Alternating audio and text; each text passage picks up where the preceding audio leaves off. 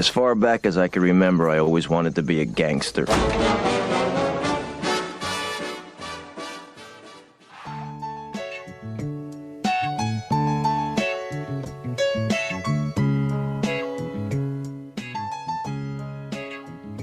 Welcome to Chicago, where the fire serve cold, but the Wolves and the Hawks never shiver in the snow. The Bulls keep it running, the Sox run the South, the Cubs run the North, but the Bears run the house. True Chicago sports fans got their ears to the street. Any team make a move and they never skip a beat. And in this house, this is where we be.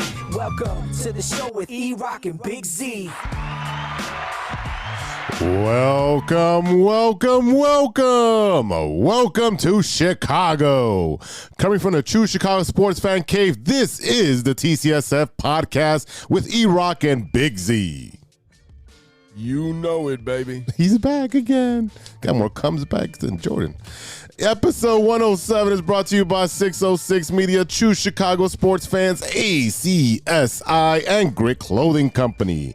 Don't forget to go to gritclothingco.com and get your official TCSF podcast t-shirts. Search for keyword True Chicago and use our promo code TrueFan15 for 15% off your entire order. That is TrueFan15. Go and get your official TCSF shirts now. Ahora. As always, I am Big Z, and I'm here with my boy E-Rock. What up, E? What's up, Z? What's up, ladies and gentlemen? Welcome to the show. If you are a first-timer or a long-timer, please remember to hit that subscribe button, that notify button, and go ahead and give us a review on your listening app of choice. You can find us on Facebook at True Chicago Fans. You can follow us on Twitter at True Chi Fans and on IG at True Chicago Sports Fans. And don't forget, you can support the show with a monthly subscription at anchor.fm/True Chicago Sports Fans. Go on over there and click on support, and you can subscribe for as low as 99 cents a month. Look, do you like the show? I do. Are you a fan? I am. Then tell your friends, and they will tell their friends, and we can all be friends. If you enjoy the content, ladies and gentlemen, share it with your friends, your family, your neighbors, your loved ones, your coworkers, anyone who is like-minded, who is a sports fan, who likes to hear funny shit, because we do that too. Mm-hmm. We got a lot of cool stuff coming up, so share it. This is the time right now that you need to be letting people know about what we got going on, especially if you enjoy it. Let other people enjoy it as well. Z, what's up, man? It's been a while. How you been? It's been a while.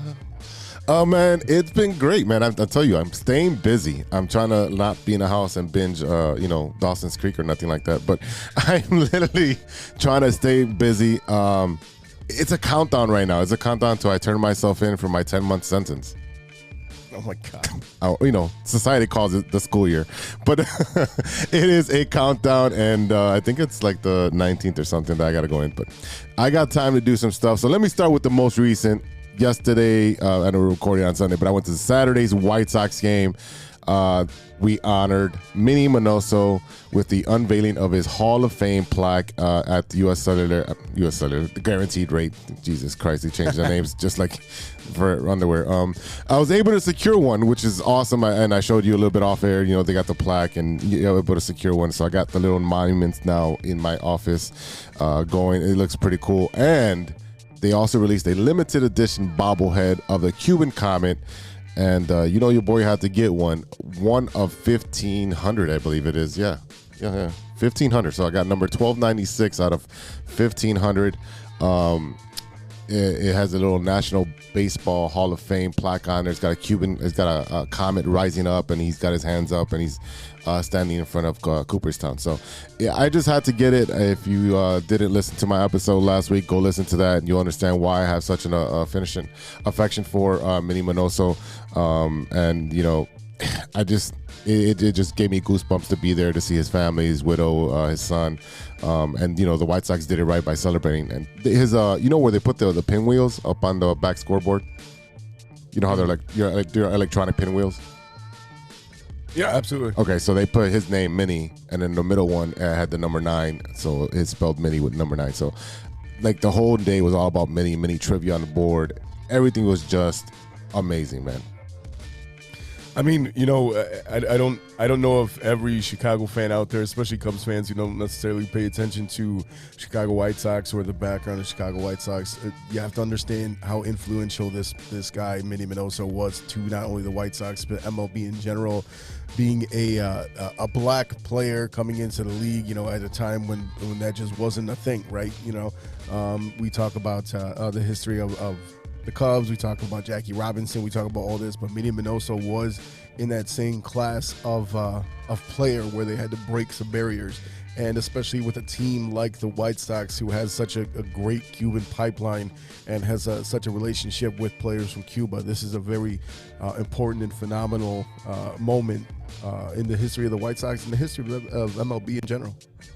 Yeah, go listen to that episode. I know usually we have episodes and you don't want to listen to old news, but me going back and talking about how influential Minnie Minoso was to me, how nice he was to me, and I just became a fan of his because I didn't know much of it. So until I met him, then I had to research everything, and then I just, like, every time he was in the ballpark, I had to go see him, shake his hand, and have a good time with him. But the White Sox celebrated him and did him right. Absolutely, it's an event in the on the South Side that I would have liked to attend, even being a Cubs fan. But I'm glad that you, as a White Sox fan and someone that actually met him in person a couple times, I'm glad that you had the opportunity to be there. Awesome, thank you, brother. Also, man, I've been busy. This past Thursday, I went to one of those trampoline places. Those jumperine step. Let me just tell you, this 40-plus-year-old man should not be doing that type of shit, man. And I know he's laughing his ass off because he knows I'm fucking sore. Listen, I could just imagine you jumping up and going, ow, ow, ow, ow. Hey, here for those out there who are of our age and our generation, I'll challenge you to go on YouTube and find from the old Muppet Show. It's called the Muppaphone, and I'm gonna just leave it at that. If you know what it is, you know how funny and relevant that is to my guy Z right here. So, and if you do not, go ahead and find that on YouTube. The Muppaphone from the Muppet Show back in the day. Oh my God, yeah. So I started off with the simple trampoline, and it has a crash mat. I could not get my timing down to do a backflip. I guess I got scared. I was like, what am I doing? I'm like, I should be able to do this. And I would get to the last point where I could jump, and I would jump straight up instead of jumping out and into the crash mat. I just couldn't get it. I don't know why. I had a mental block. I know why. Why? I know why, because you're old. That's why. I don't give me that shit. Oh, man. Yeah, it was pretty cool because there was barely any kids in there. So I did the American Gladiators, where you have like the whole balance beam, and you have the big big weighted thing to push somebody off. Yeah, like the big Q-tip looking. Yeah, the big Q-tip thing. The joust. Yeah, the joust. Yeah, I did that, and then you fall into the foam pit, and that was the hardest thing, really, getting out of that foam pit, because you just sink in, because I'm 240 pounds, and the foam is like, nope, you're not moving. Quicksand, baby. Oh yeah, I mean, they did have this cool thing. They had go-karts in there, and okay, the little go-kart thing inside, and those motherfuckers move, man. I felt like I was doing like 15 miles an hour. It feels like faster because it's such a small course, but yeah, I got kicked off because I T-boned somebody. They wouldn't let me pass, and I was like, man, I played Mario Kart. I'm gonna throw a banana at your ass. That's right. You got to hit that rear panel to get him to spin out. That's right. Lastly, I was able to attend the WNBA Commissioner's Cup between the Chicago Sky and the Las Vegas Aces. It was my first time at the Wintrust Arena and my first Sky game. I'm gonna tell you, E, that arena is, think about it like UIC, but more intimate, brand new, easy to park in there. They have a parking structure. It's just, there's not a bad seat. I think we were in the upper deck, whatever that is, like 200 something, towards all the way to the back. You can see everything. It was just a great atmosphere. The Chicago Sky are doing it right. I was glad to see a almost full stadium. Unfortunately, the Sky, got started super late. When I got there, it was like 33-8. in the first quarter. So they could not overcome that first quarter. They came within 6 points, I think, towards the end. But the Aces end up winning the Commissioner's Cup. And one thing I want to mention is that the MVP little trophy that they gave one of the players, that shit looked like it was a micro machine. That shit was so small. I was like, what an insult. Like, you should be able to, that should be to have some weight, and it should be like as big as your head. That thing was the size of her hand. It was ridiculous. So I did see, I saw the tiny little trophy, and I also saw that the young lady that won it, when she was at home, and they presented her with another box. She opened it up, and it was an even smaller trophy. Yeah, because they were trolling the shit out of her for that little thing. That's embarrassing. I mean, I think I saw a stat today that the LeBron, his $37 million salary is more than all of the earnings of all of the WNBA players combined. So, I mean, we think we know it's about marketing. It's about where the money comes from, because we know that WNBA gets their money from the NBA. We understand that. But, you know, the disparity between the two leagues and the way that they get paid, I mean, it really comes down to advertisement. It comes down to who's subsidizing the cost of the league and all that stuff. So, I mean, I get it, but, I mean, it's just, we always talk about equal rights. We always talk about, like, what play is worth, what it's worth to fans. And unfortunately, there are very few star athletes who are household names from the WNBA. And, you know, even a regular sports fan, a lot of times is hard pressed to name a bunch of those players. Yeah, I mean, first, when I think of NBA, the first name that comes to mind is always Rebecca Lobo, just because, you know, I saw her career at Connecticut, and then moving forward into the WNBA, you get Cheryl Swoops and so forth. So those are the big names that you remember. But like, can I name 10 WNBA players right now? No, I just can't. I can name. Can you do 5? Probably not. I don't know. Can you? Let me go. Candace Parker. Yes, 1. Sue Bird. 2.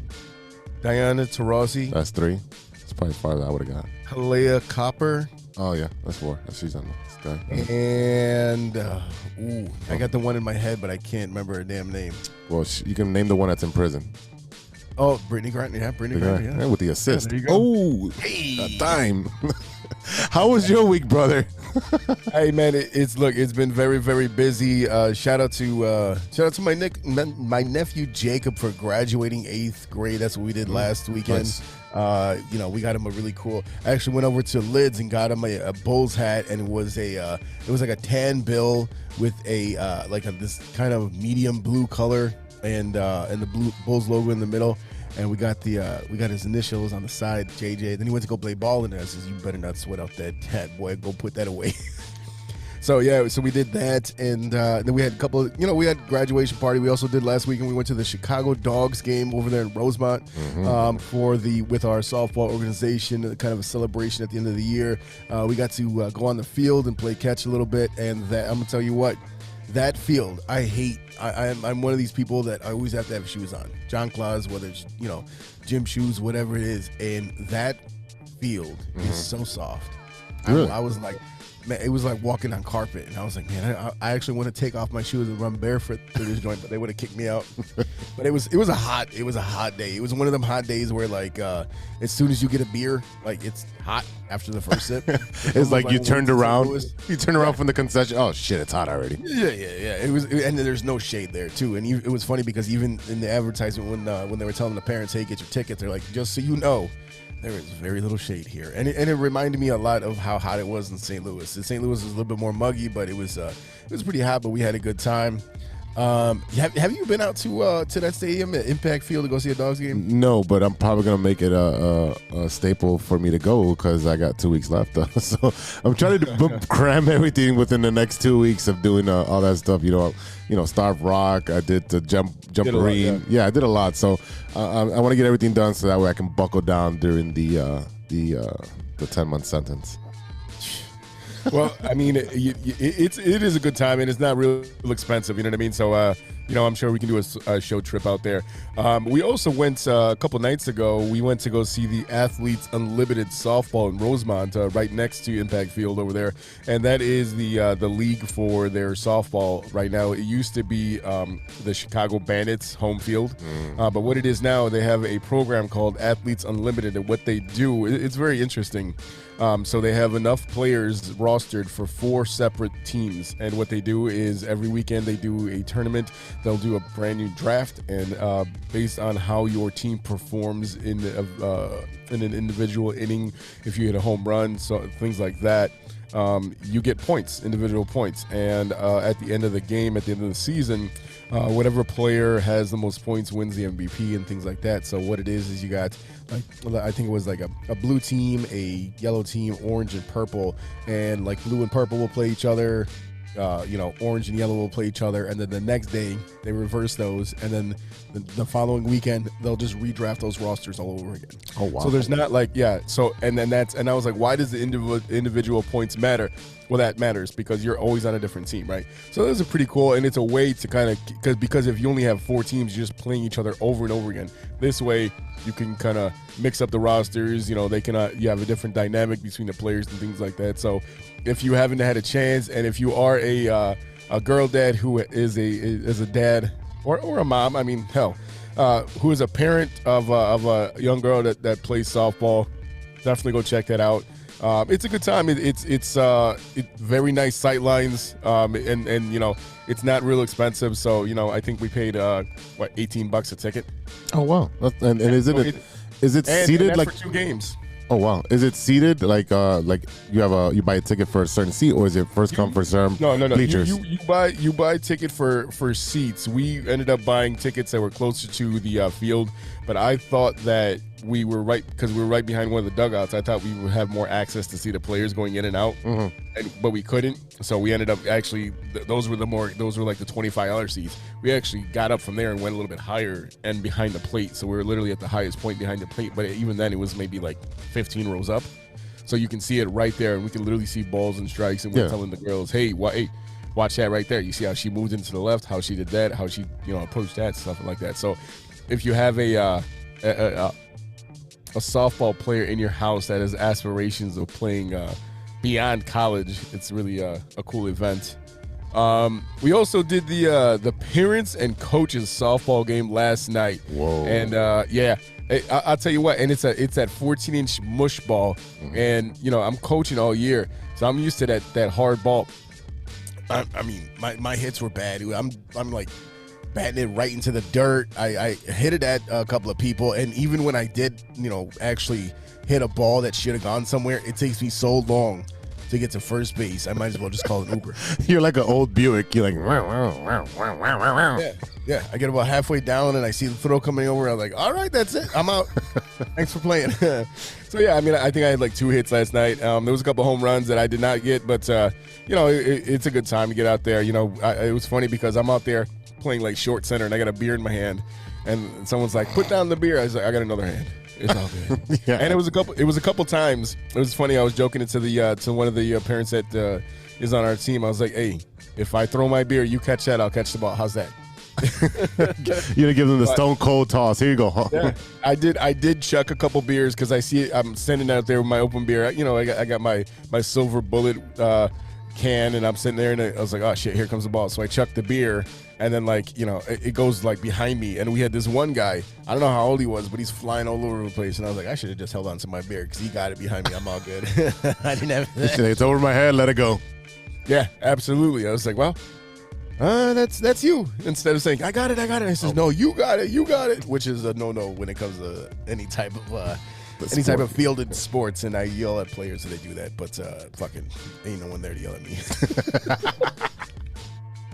We also kind of took my daughter to a couple of these travel ball tryouts.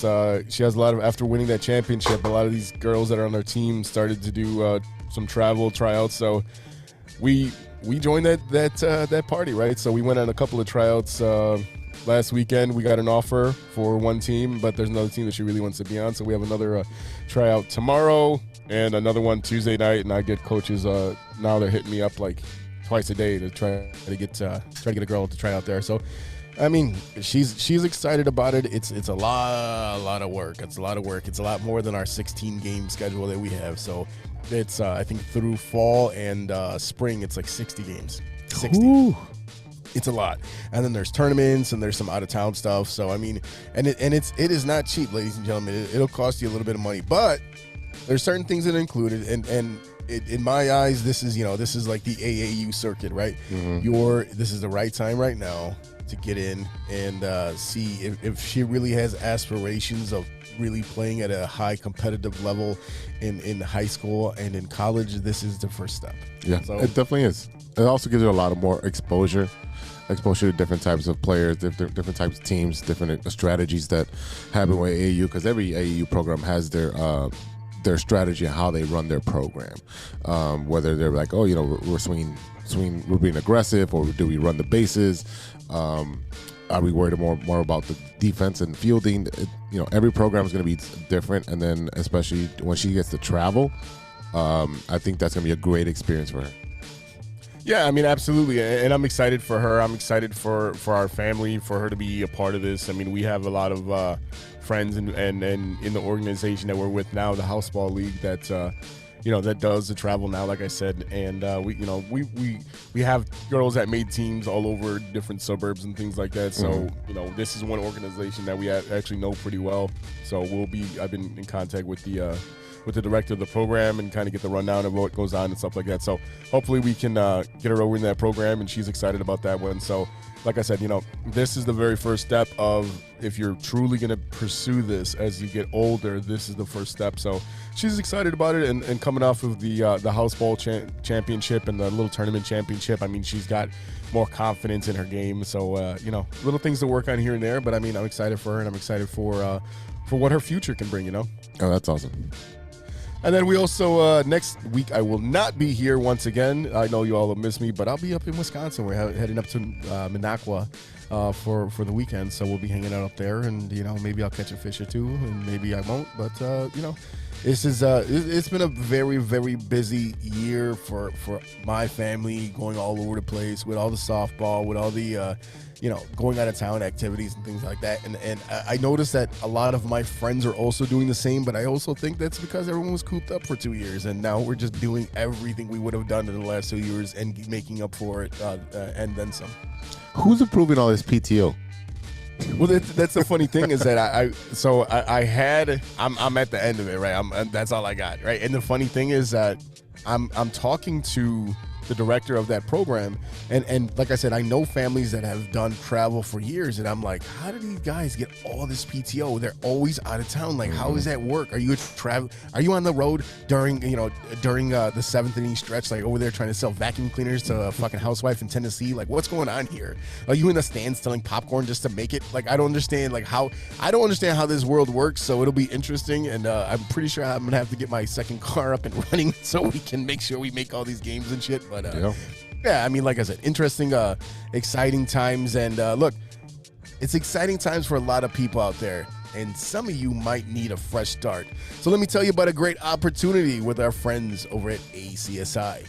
With over 50 expert technicians in the Chicagoland area, ACSI offers a one-stop shop for telecom wiring. Whether residential cable installation, fibers to the home, or commercial structured cable wiring, ACSI is a proud partner of Comcast and Astound, powered by RCN. Fans, let me tell you the most impressive thing about ACSI. The ACSI crew did their thing during the COVID-19 pandemic, and ACSI was awarded Hasia's 2020 Contractor of the Year award. The best part is that ACSI is growing bigger and better than ever. ACSI is now hiring for field sales, technicians, and project managers. Check out ACSI.tech. That's ACSI.tech, and click on careers to apply today.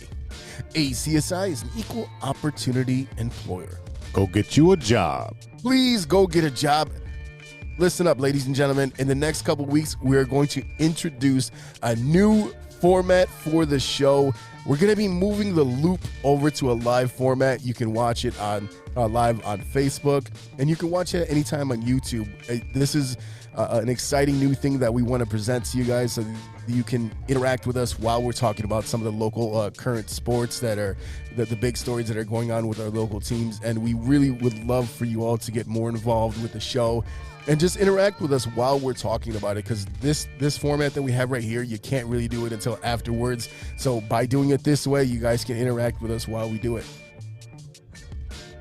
Oh, yeah, no, I really think this is going to be a game changer for us, because you get that interaction, you get that feedback right away. Instead of me waiting a couple of days to go to the bar and get talked to, like, hey, you made that good point over there, but I don't agree with you because my Cubs are awesome. I'm like, okay, well, that sounds like a great statement there. But, keep listening to the show. I appreciate you, brother. And, the thing is, too, is that a lot of times when we talk about the show, they say, hey, when can I listen? And when it comes to a lot of the local stories, what happens is it's a couple days after it happens when people get to hear it. If you miss an episode and you go back to listen to an old one, we were just talking earlier. If you listen to like an episode from a year ago, 2 years ago, you don't care about Mitch Trubisky anymore. You don't want to hear about him. But so what we want to do is we want to bring you some really cool topics that can last a lifetime, right? So we're going to be focusing more on our favorite Chicago sports topic every week. So let us know what you want to hear us talk about. I mean, we have a few things talking about. We'll have a whole show talking about like the 84 Cubs, the 05 White Sox, the championship teams. We're going to talk about our favorite players that were influential to us as maybe through our career as we're trying to pursue whatever sport that we like when we were kids, or what made us fall in love with our favorite team, So that's the kind of thing. And I know you listeners out there have topics that you wish someone would cover, right? So just hit us up, hit the DMs, hit us up on our email, truechicagosportsfans@gmail.com. If you see one of us at the ball game, at the bar, walking around down in the street, instead of throwing shit at us, maybe, hey, why don't you guys talk about this week? I would love to hear about this topic. And so we're going to do our best to bring in guests that can talk about those particular topics, tell us what that meant to them, what that impact had on their lives. And, we really hope that you guys enjoy that. This week is Deal or No Deal. We're going to talk about the trade deadline, and we're also going to talk about our picks for the most impactful trades for both the Cubs and the White Sox of all time, right? So this is not just recent stuff. This is all time, and this is our opinion. So if you don't like it, come at us. We want to hear from you. So we got all that. Plus, we got Stirring the Pot and what you looking at. But first, this is the Big Three with Big Z. Thanks, E-Rock. I'm Big Z, and you're not. Now for today's stories. Story number one. We're going to start with a little somber one, but we want to celebrate this man's life. Story number one is Bill Russell, who transformed pro basketball, has just passed away at the age of 88. He was a Hall of Famer who led the Celtics to 11 championships, and he was the single most devastating force in history of the game. This was by his coach, Red Auerbach. Red Auerbach? Red Auerbach. Auerbach. I'm enunciating. You are. Good job. Thank Good job. I'm taking direction. His defensive athleticism at the center changed the face of pro basketball and propelled the Boston Celtics to 11 NBA championships, the final 2 where he became the first black head coach in a major American sports league. He was a pioneer of the sport, and well before MJ or LeBron, he was considered to be the greatest player in NBA history in a 1980 poll of basketball writers. Yeah, I mean, I think a lot of people don't know the full story about Bill Russell. I've been kind of going through and finding little nuggets here that I'd like to talk about Bill Russell today. And this is some words from a statement that was released by Jesse Jackson, who worked alongside Bill Russell during the civil rights movement in the 1960s. He said, Bill Russell changed the game of professional basketball with his defense and rebounding talent. At 6'10" and 220 pounds, his quickness and jumping ability gave him a unique talent as a shot blocker and as a rebounder that triggered Boston's fast break. Bill Bradley, a New York Knicks opponent and a Rhodes Scholar himself, called Russell the smartest and greatest team player in the NBA. He didn't have much of an offensive game, scoring in and around the basket with short hook shots, but he did end up with 14,522 points and a 15.1 points per game average, but it was his defense and rebounding, 51 rebounds in one game, that set Bill Russell apart from other players. He finished his career second to Wilt Chamberlain in rebounding with 21,620 rebounds, which is an average of 22.5 rebounds a game. He won an Olympic gold medal and was selected to NBA's All-Star team 12 times in his 13-year career and was elected to NBA's Hall of Fame. He was the first black coach of an American professional team and won 2 NBA championships as a player coach. President Barack Obama awarded him the Presidential Medal of Freedom in 2011, which is the nation's highest civilian award. Here's his reaction to winning the award. I'm really quite flattered, and that I hope that this is a manifestation of the fact that I tried to live a good life and tried to contribute to the society.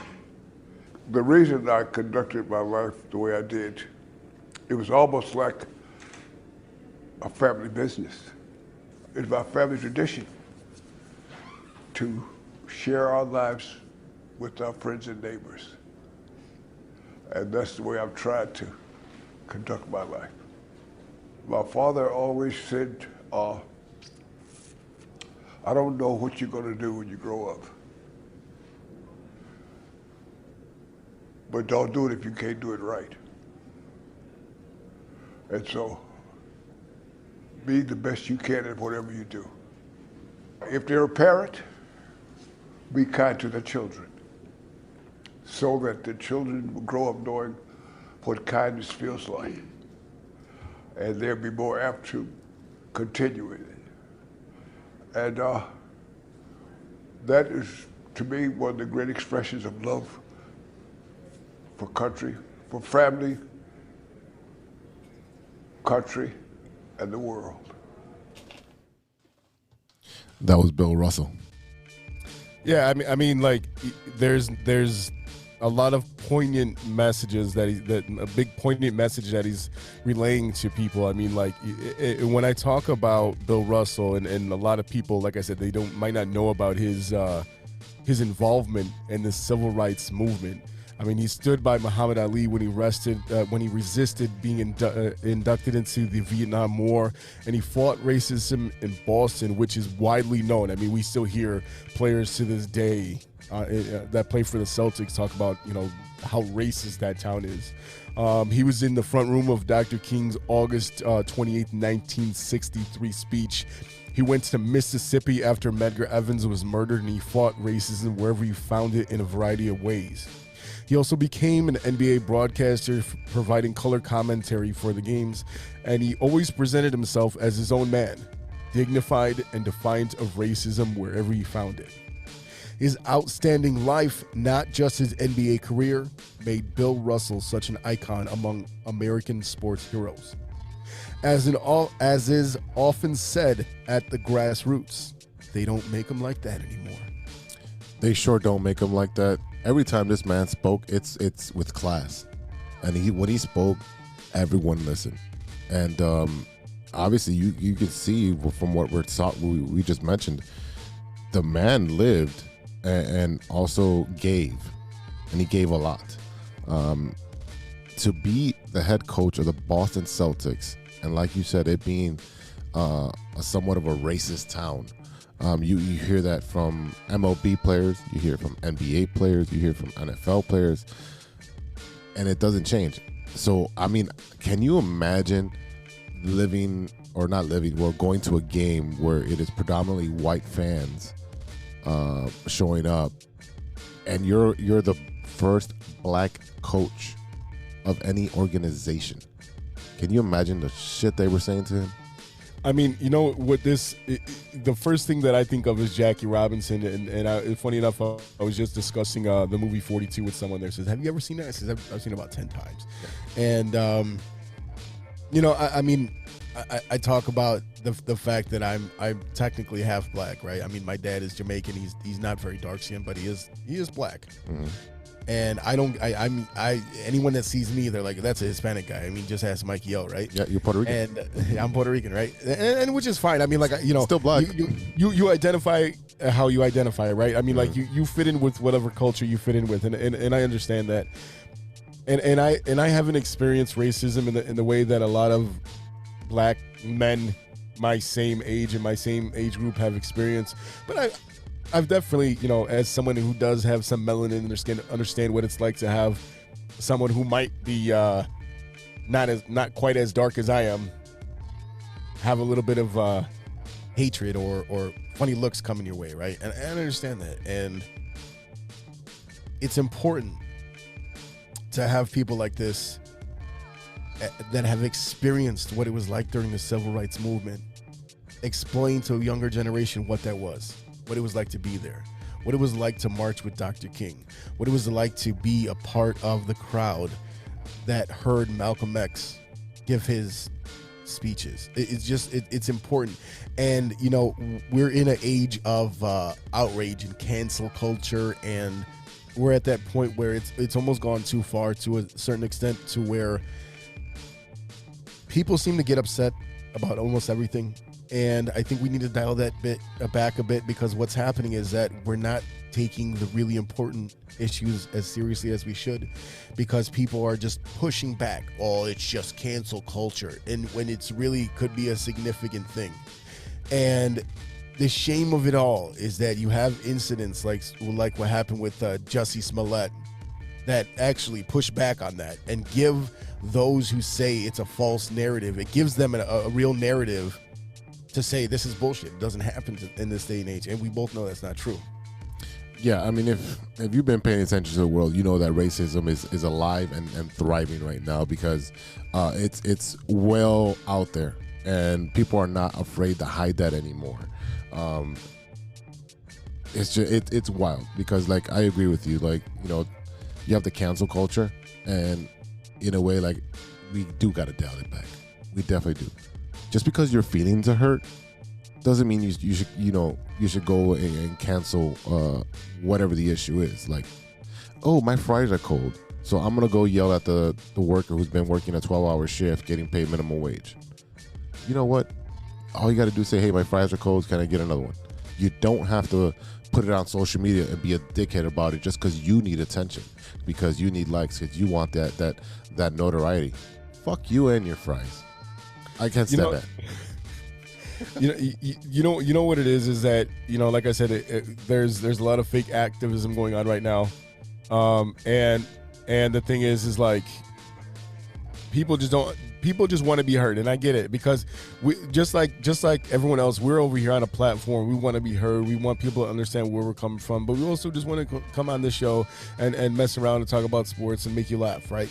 But when it comes to something like this, and especially when it comes to an iconic figure such as Bill Russell, someone who's part of that movement, someone who fought racism every chance he got, I mean, it's important to recognize what he meant to people, what he meant to that culture, what he meant to that movement. And I don't think he gets recognized as much for that anymore. And I also think that, you know, when we go down the line, when you look at guys like Colin Kaepernick, where at the time he was ostracized for what he was doing, but now everyone's like, well, maybe he was right. Well, yeah, maybe he was right. We still see it day to day. So I think really the point that I would like to get across when I'm talking about this particular topic is be mindful of what you're seeing, what you're saying, what you're doing.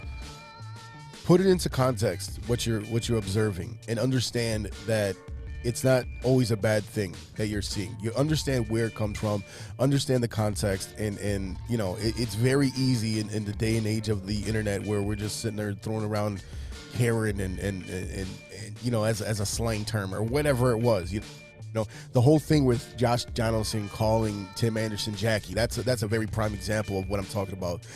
But I don't want everyone to sit there and close their eyes and close their minds and close their heart to the fact that it's still alive and well, despite the fact that there's some falsehoods out there about what the narrative really is. Yeah, that's a perfect example. And another good example is what I've shown the movie We Are the Titans in class. And I show it, and then you have the coach from whatever team that is that's playing Denzel Washington's team, and he hands him a banana. Or he throws a banana at him. Right. And the reaction of my students' faces is priceless because they're like, oh, hell no. You know, they're like, I would have done this and that. And I'm like, okay, but what are the repercussions of having that drastic of a reaction? Put yourself in his situation at that point of time, in that point of history. Right. If you would have reacted, you would have been in the wrong. It's a different culture. It's a different time, and it was completely wrong. I'm not saying it was right, but the way, if you would have reacted, you would have been seen as the savage, as the animal, the one that can't control their emotions. Oh, it's just a joke. No, motherfucker, it's racism. Yep. Yeah, and I mean, you know, it's just hard to I feel like once Barack Obama became president of the United States, people are like, well, racism's over. It doesn't work that way. It doesn't work that way. It never will. And you know, just look, what we always talk, the thing that we say at the end of every show is take care of each other, love each other, right? For the love of sports, whatever it is, that's what we call it, right? For the love of sports, so that understand, and that's why, to me, that's another reason why sports are so important, because you have such a mix of cultures, of class, of races, backgrounds, of religion. Just be respectful. That's all we ask. Yeah. Let's talk about some more funny, man. I know you got more stories for me. Story number 2. Let's liven this thing up. A giant snake nearly killed a man.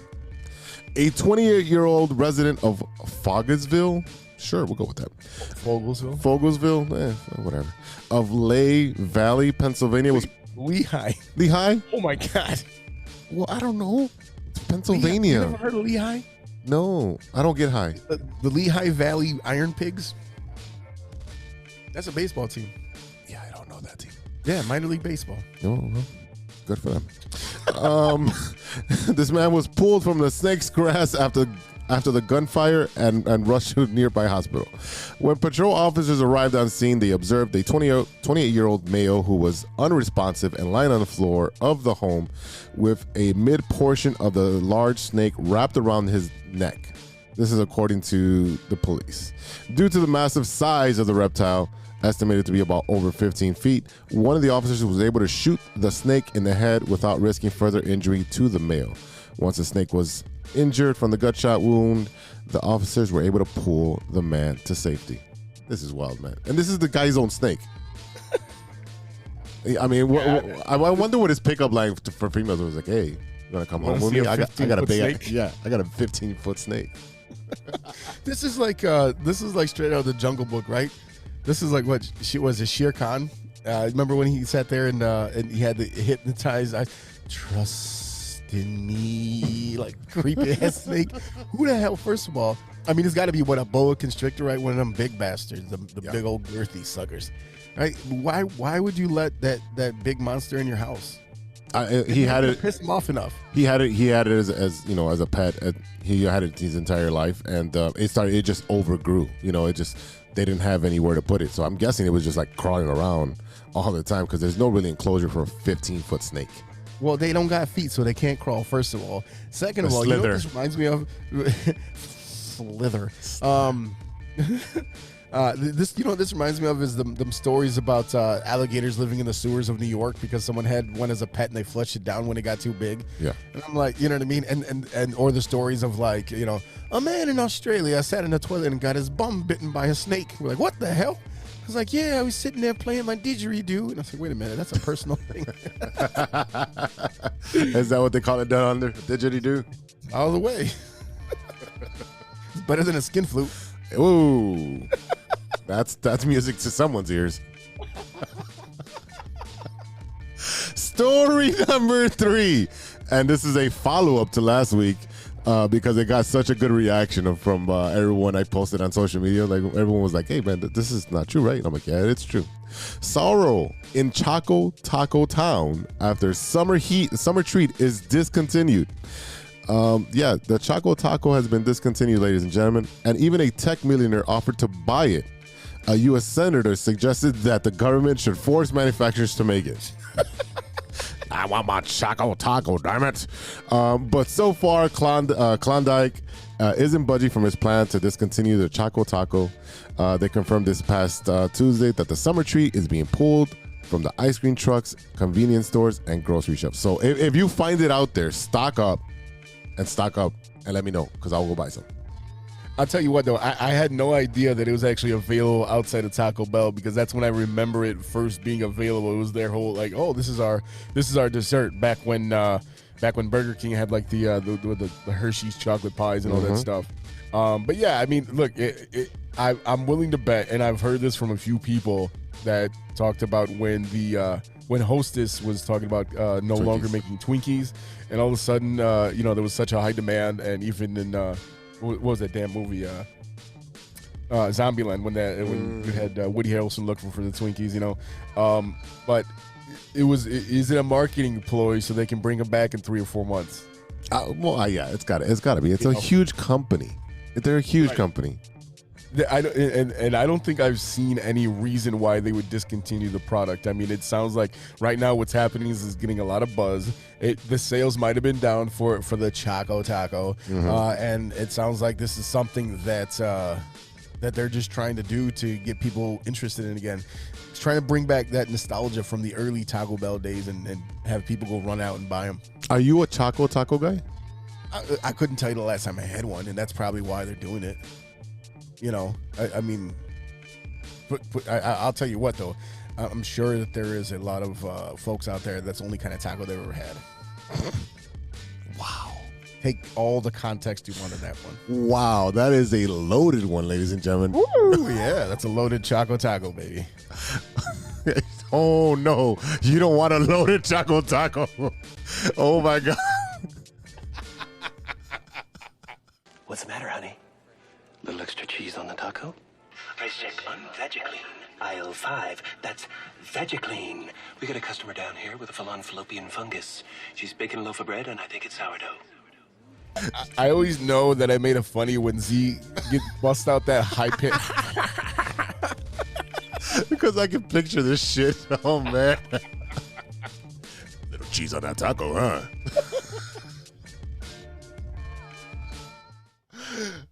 Oh, man. I'm Big Z, and that's news to me. We'll be right back after a word from our sponsor.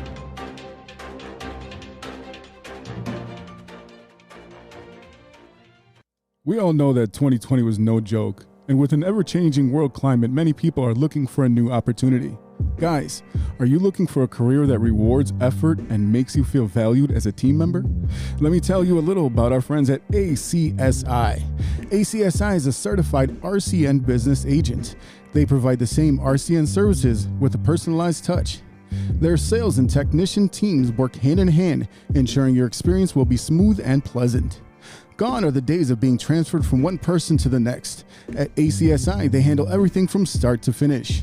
It's never been so easy to get internet service.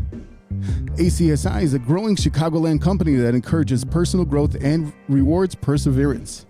As they expand, they're looking for passionate, responsible, and honest professionals to join their team.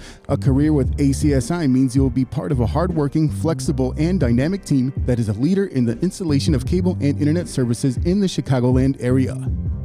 Best of all, ACSI was awarded Hacia's 2020 Contractor of the Year Award. Are you ready to grow with a local Chicago company on the rise? Check out acsi.tech and click on careers to get started. That's acsi.tech and click on careers. Welcome back to the TCSF podcast with E-Rock and Big Z. Oh, yeah. This is The Bottom Line. And that's the bottom line.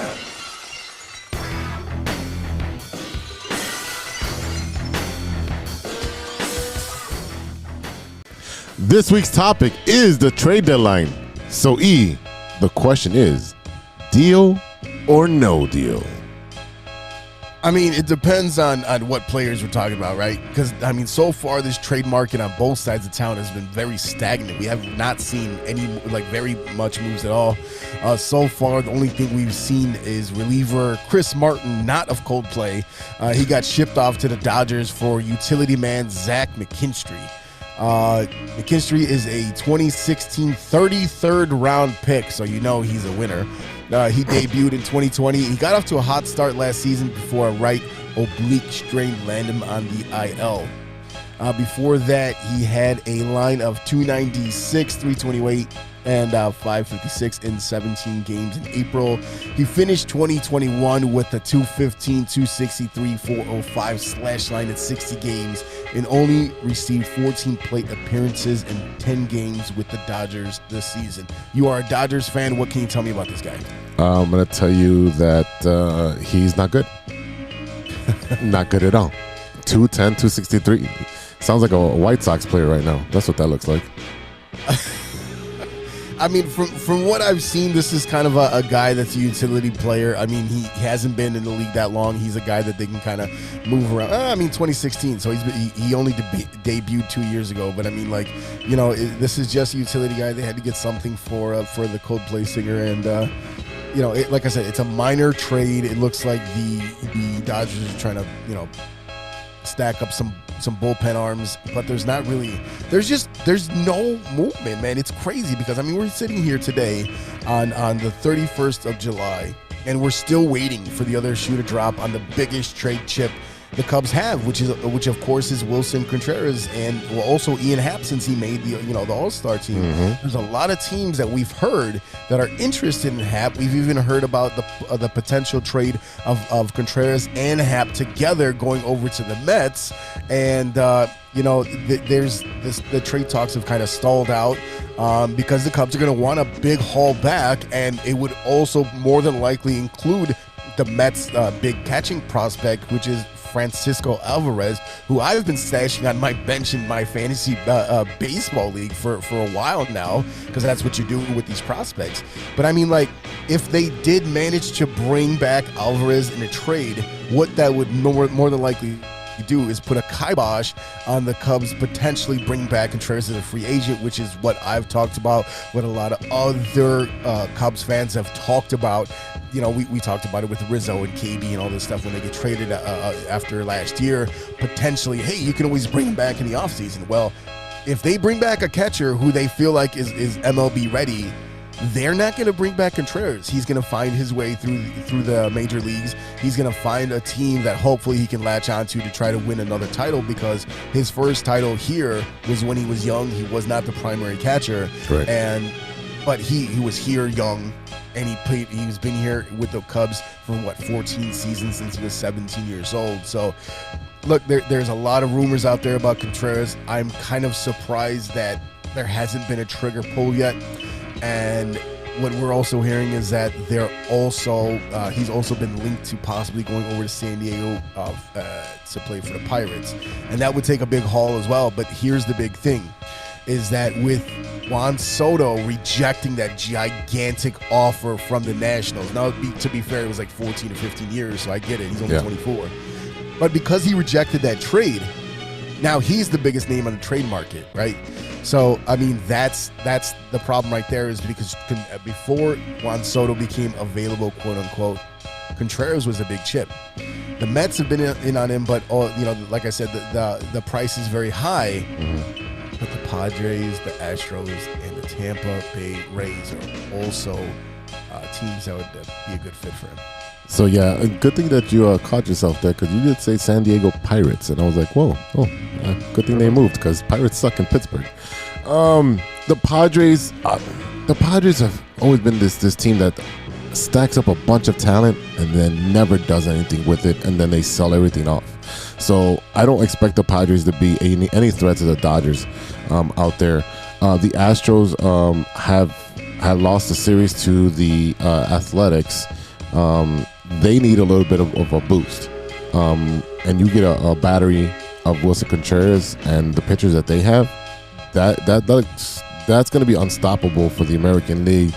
And that's probably what the Yankees and the Mets are trying to get for him. Trying to get him to be the guy in the back that solidifies that bullpen and the pitching staff. The Rays, I see the Rays making that type of move because they got a Nelson Cruz last year at the trade deadline. I see them doing it, but just as a just for the push, because I don't think they'll re-sign him. I think the Astros or the Mets would be a team that would re-sign him, and I think even the Yankees, because the Yankees have an open checkbook. They don't really care. They're like, you're a good player, we'll buy it. No, we don't care, because they have Aaron Judge also to deal with next year. So I really think that the Mets would be the preferred destination for Wilson. Yeah, I mean the thing is with Contreras, I mean there's the biggest thing we've heard is that a lot of teams were worried about how he would click with their pitching staff, if he would have to play another position if he went over there. And I mean, the funny thing is that if he ended up going over to the Padres, I mean, to go and reunite with Yu Darvish, they already had Victor Caratini, who they got over from the Cubs, and then that was supposed to be Yu Darvish's personal catcher, and they ended up trading him over to the Milwaukee Brewers.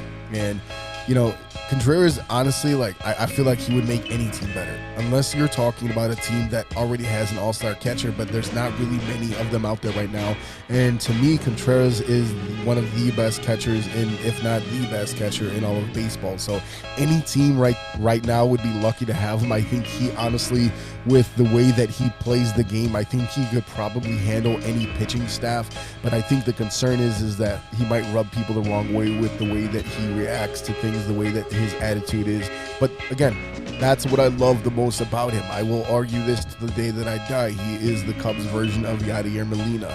I still think that he has value to the team because I'm not sure what kind of haul that they're going to be able to get back for him.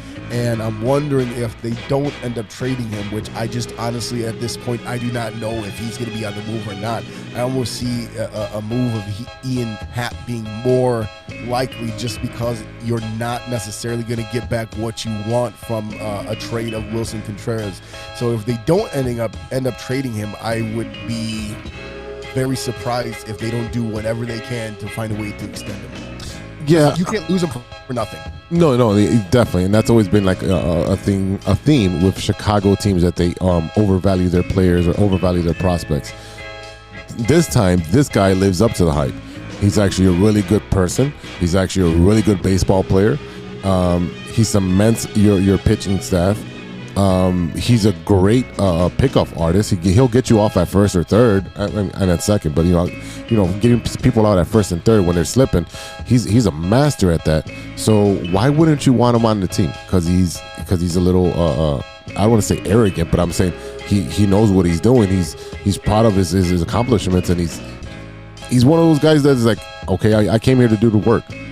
Why ain't you doing the work? I don't even think it's that. I don't think he's arrogant at all. I think he's fiery. Like he's excited to come to the ballpark every day, play baseball. I think every day that he wakes up and he realizes that I'm a Major League Baseball player. I get to come out here and play the game that I love, a kid's game, every single day. Right? I mean, I think there's a lot of guys out there that really take that for granted. They forget the days of Little League where, Billy over there kind of sucks, but he just loves being here every day. And you even see that now. I mean, I'm around the Little League world, if you want to put it that way. And you see sometimes you get these kids that are cocky. Oh, I can do whatever. I'm saying, okay, talk to me in 10 years. Talk to me where you are in 10 years, because if you get cocky, you're not going to put in the hard work, right? That's the biggest thing. I almost prefer a player that understands that they're not a perfect player, because they understand that you have to put in the work.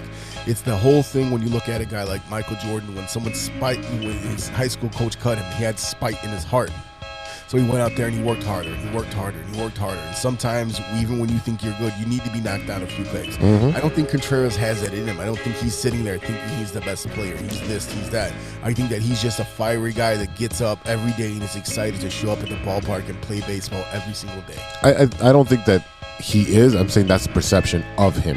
Yeah. That's the perception. So I'm gonna give you 5 catchers in MLB: JT Realmuto, Alejandro Kirk, Sean Murphy, Will Smith, and Wilson Contreras. Those are your top 5 catchers in that order. Wilson's number 5. I mean, based on what? It is based on WAR. Wins above replacements. I mean, we're also talking about, is that for this season? Yes, sir. Okay. So, I mean, Will Smith, we know for the Dodgers, a very good player. I mean, here's the thing. When you play for the LA Dodgers at this day and age, almost every player that they put on that team is just a winner. They work hard, they train hard, they do well. They got a couple players that can be perceived as cocky as well, but I mean, they've done a very good job of establishing themselves as the Yankees of the West Coast, right? Mm-hmm. They make sure that they always have players available. They make sure that they're contenders every year, no matter how many times the Rockies want to add guys inexplicably like Bryant. The Giants have come up and nipping on their heels now and then, but I mean, the Giants are not doing that well right now either. I mean, they're at that point where they're listening to offers for guys like your boy Carlos Rodon and Jock Peterson, who came off a World Series with the Braves last year because they can't catch up to the Dodgers. So everyone's just chasing the Dodgers around. So I mean, I get the love for Will Smith just because he's a very good player. The kid that came up for Baltimore, I think his last name is Rutschman. He was supposed to be a good player, and they ended up sending him back down because he's not quite ready for the major leagues. Okay. And then the kid Kirk, I mean, the little chubby guy. I mean, he came out, he's been on fire. And look, he's got that prototypical catcher body, little short guy, close to the ground, and he's just tearing it up right now. But unfortunately, he's on a team. He's on a team that's not going to be able to contend with what the Yankees are doing right now. So at the very best, the Jays would be lucky to make second wild card. Yeah, they'll get the second one. I mean, and that's where it is. So I mean, like when you look up and down, I mean, you're talking about 5 best catchers in major leagues right now. Real Muto is a guy that the Cubs were talking about going after years ago, and I want to say he's on the Phillies now. I don't know if he's still there. He's on the Phillies.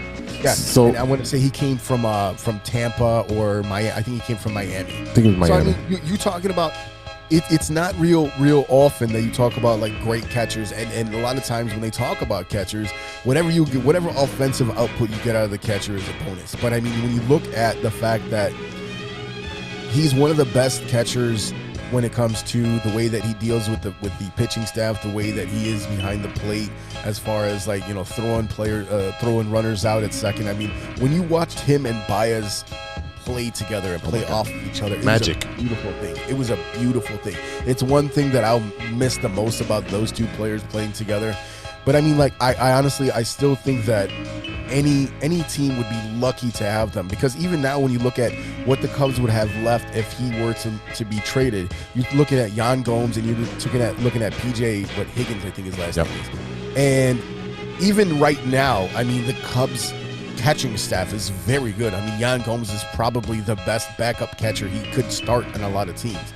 And so the Cubs are in a good position to be able to let Contreras go for this season. Mm-hmm. And I still think any team would be lucky to have him. Any team that's looking for that boost in the long run and wants to make a run will need a guy like Contreras. Where do you think he ends up?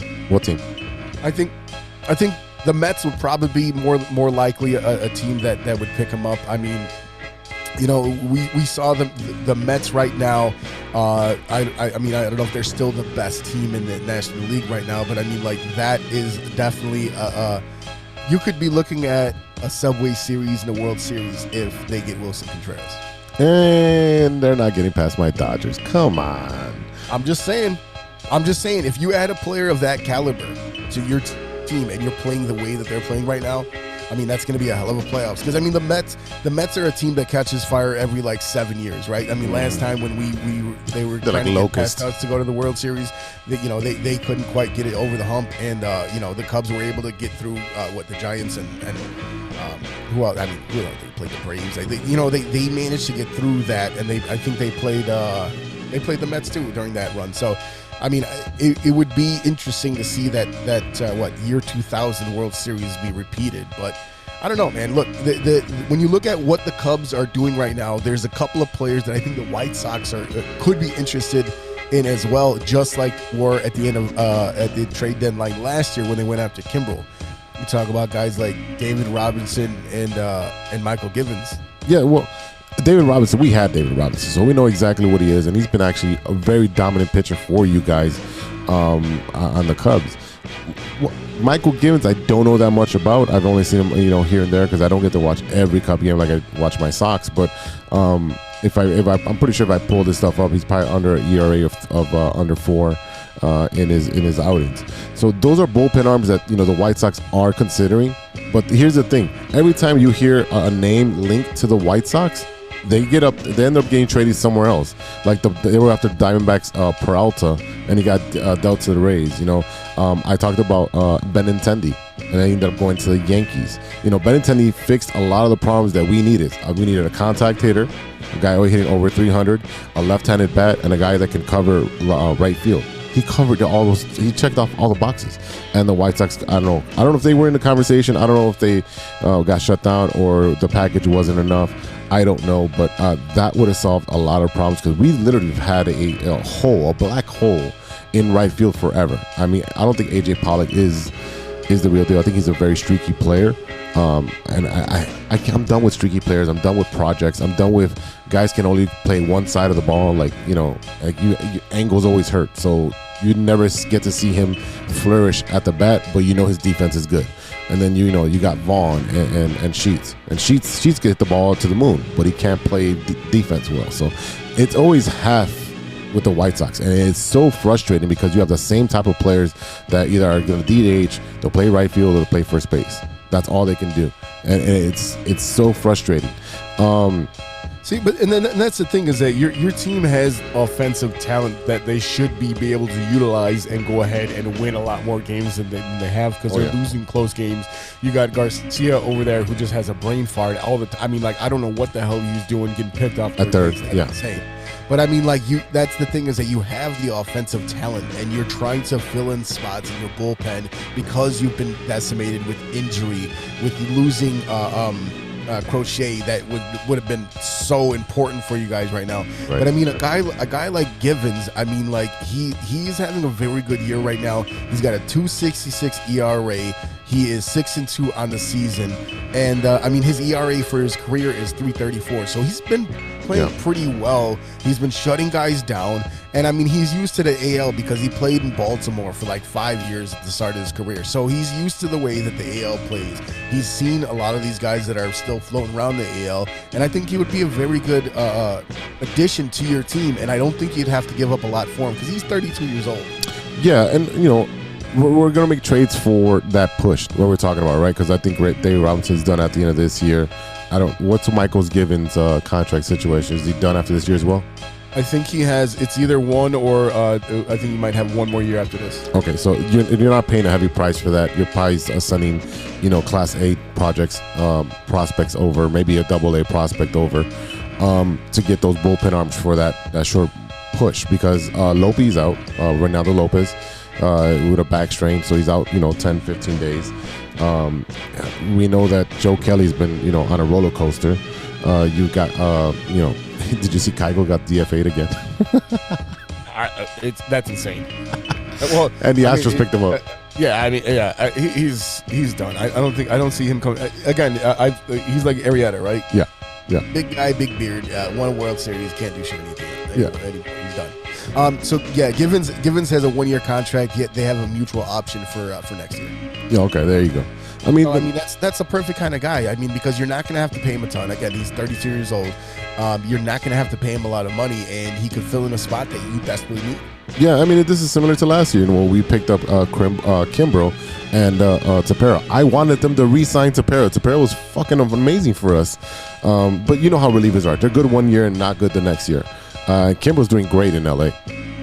Yeah, I mean, that's when you look at the Braves and you look at LA right now. It's funny because they kind of switched a couple players up with Freddie Freeman going over to the Dodgers, despite the fact that he had no idea that the Braves actually offered him a contract when his agent said no, they didn't, and that was a whole debacle there. But I mean, they swapped closers at this point right now, and it's kind of funny how that worked out, but.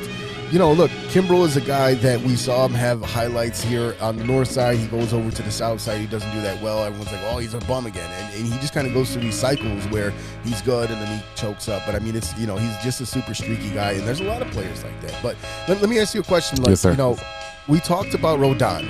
Mm-hmm. Is this a guy you want to bring back to the White? I mean, how wild would it be if they brought him back? Not wild enough, because I never had that confidence in Kopech or the crotch rocket to be starters. I'm like, they're not ready yet. Yeah. I think the way they throw, they're not consistently throwing strikes, and they really don't have secondary pitches that they can really depend on. And Carlos Rodon was a commodity that was proven. Yeah, he got paid. Well, that's what happens with baseball. It's based on your past performance. So again, he's a good pitcher. I would love to have him back. I don't know what it would take to get him back, because he does have an opt-out this year. And then there's other rumors from John Heyman, take that with a grain of salt. It's Rodon and Jock Peterson. I'm just saying, because Ozzy wants to whoop his ass. Rodon and Jock Peterson are candidates for the Giants, who might be selling, because it looks like they're 12 games back or something like that. It's something ridiculous, 9 games back or something. So, I mean, the White Sox have had a hard-on for Peterson for fucking 5-6 years at this point. He's great in the playoffs. He does that small sample size where he can get hot, and he'll carry your team. He did that for the Dodgers, winning a championship. Then he went over there to Atlanta, won a championship. So can he do that? I mean, he's got 14 home runs and something like 54 RBIs or something like that off the top of my head that I can remember. But he would be leading the White Sox in home runs if he came right now, which is sad. Look, that is a sad note there, sir. It is. I mean, and you guys out there know that, yes, I'm a Cubs fan, but I've been rooting silently, but rooting for the White Sox to do well, because it's exciting when there is good baseball in Chicago. It's important for MLB to have baseball be good in Chicago, because we have one of the most rabid fan bases in all of Major League Baseball. Yes, the Dodgers won the World Series, but they're a couple years ago, but you don't see their fans getting as excited. Even Atlanta, I mean, like, they don't get excited the way that like the Cubs fans and the Sox fans get excited for baseball. So, I mean, San Francisco is sitting here. They're a game below 500. I mean, they're not. They have no shot. Even in the wild card, they're 4.5 games back. So, I mean, Atlanta is probably going to take that wild card because of how good the Mets are doing right now. I mean, the Mets right now are 64-37. Yeah. Dodgers 33. So, I mean, you're looking at some very good teams with very good winning percentages. They're not going to be, they're not going to fall down anytime soon. And I don't think any of these teams are going to collapse. I think a kind of a disappointment when you look up and down is probably Philadelphia with the players that they added. They're 55-47 right now. So I mean, that's an interesting team right there, because they're not going to add anyone, and they're kind of floating around there. And you look at a team like San Diego who's trailing the Dodgers by like 9 games. So they're sitting there, and they're still trying to fight for a wild card with all the players that they've added on that team. So it'll be interesting to see what's going to happen with this trade deadline market, because we're getting real close here, and we got to see what's going to happen with the White Sox, if they're going to be buyers, if they're going to actually make some aggressive moves, because like you said, Benintendi didn't come over. There are players out there that I think White Sox fans were hoping were going to come over to the South Side, and they did not. So, I don't know. I mean, like, is Peterson a guy you would like on the White Sox? You know what? I think he's a better option than Engel. He's a better option than Leary. I think fielding. Let me tell you something. I'm a better option than Leary. Whoa, those hips lie. I'm telling you right now. He's frustrating, man. And I don't even pay attention to him. He's just frustrating. Yeah, and he was benched for a couple of days. He played today because today's on Sunday. He puts out his you got Lewis, who puts out his bullshit lineup on Sundays because he doesn't know what the hell's going on. But a couple little side notes: the White Sox and the Yankees are expressing interest in former Cubs and White Sox pitcher Jose Quintana. Well, yeah, so I mean, Quintana has always been a pitcher that eats innings, and unfortunately, he did not have a good run on the north side. He was pretty good for us, but I think as a 5-starter, why not? I mean, Lynn has not been dominating as he should be, He's not the big bastard of before. He's starting to break down, and at some point, he's going to get keikled. Oh, that's a sad story right there. Because I mean, like, it's funny because I just like a lot of other Cubs fans, just like a lot of other baseball fans in Chicago, talked about the White Sox taking the Chicago Cubs model as to how to build your team. But look, if you're going to have to go after Q, I would be very interested in the reaction of not only Cubs fans, but Sox fans. Give me a roll down over Q. Yeah, absolutely. Ladies and gentlemen, let's take a pause for the cause. And we come back, we're going to talk about the most impactful trades all time for both the Cubs and the White Sox. Stay tuned. We all know that 2020 was no joke, and with an ever-changing world climate, many people are looking for a new opportunity. Guys, are you looking for a career that rewards effort and makes you feel valued as a team member? Let me tell you a little about our friends at ACSI. ACSI is a certified RCN business agent.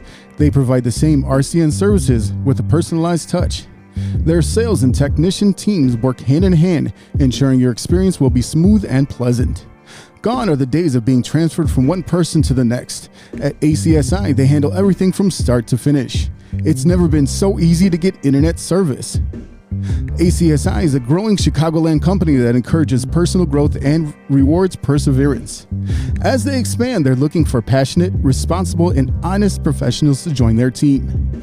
A career with ACSI means you'll be part of a hardworking, flexible, and dynamic team that is a leader in the installation of cable and internet services in the Chicagoland area. Best of all, ACSI was awarded Hacia's 2020 Contractor of the Year Award. Are you ready to grow with a local Chicago company on the rise? Check out acsi.tech and click on careers to get started. That's acsi.tech and click on careers. Welcome back to the TCSF podcast with E-Rock and Big Z. Yes, sir. All right, man. So this week, our topic is deal or no deal. We just finished talking about all the trade scenarios of the current teams, but I got a question for you, sir. What you got? What do you think? I want your opinion, not some knucklehead down the street, just you.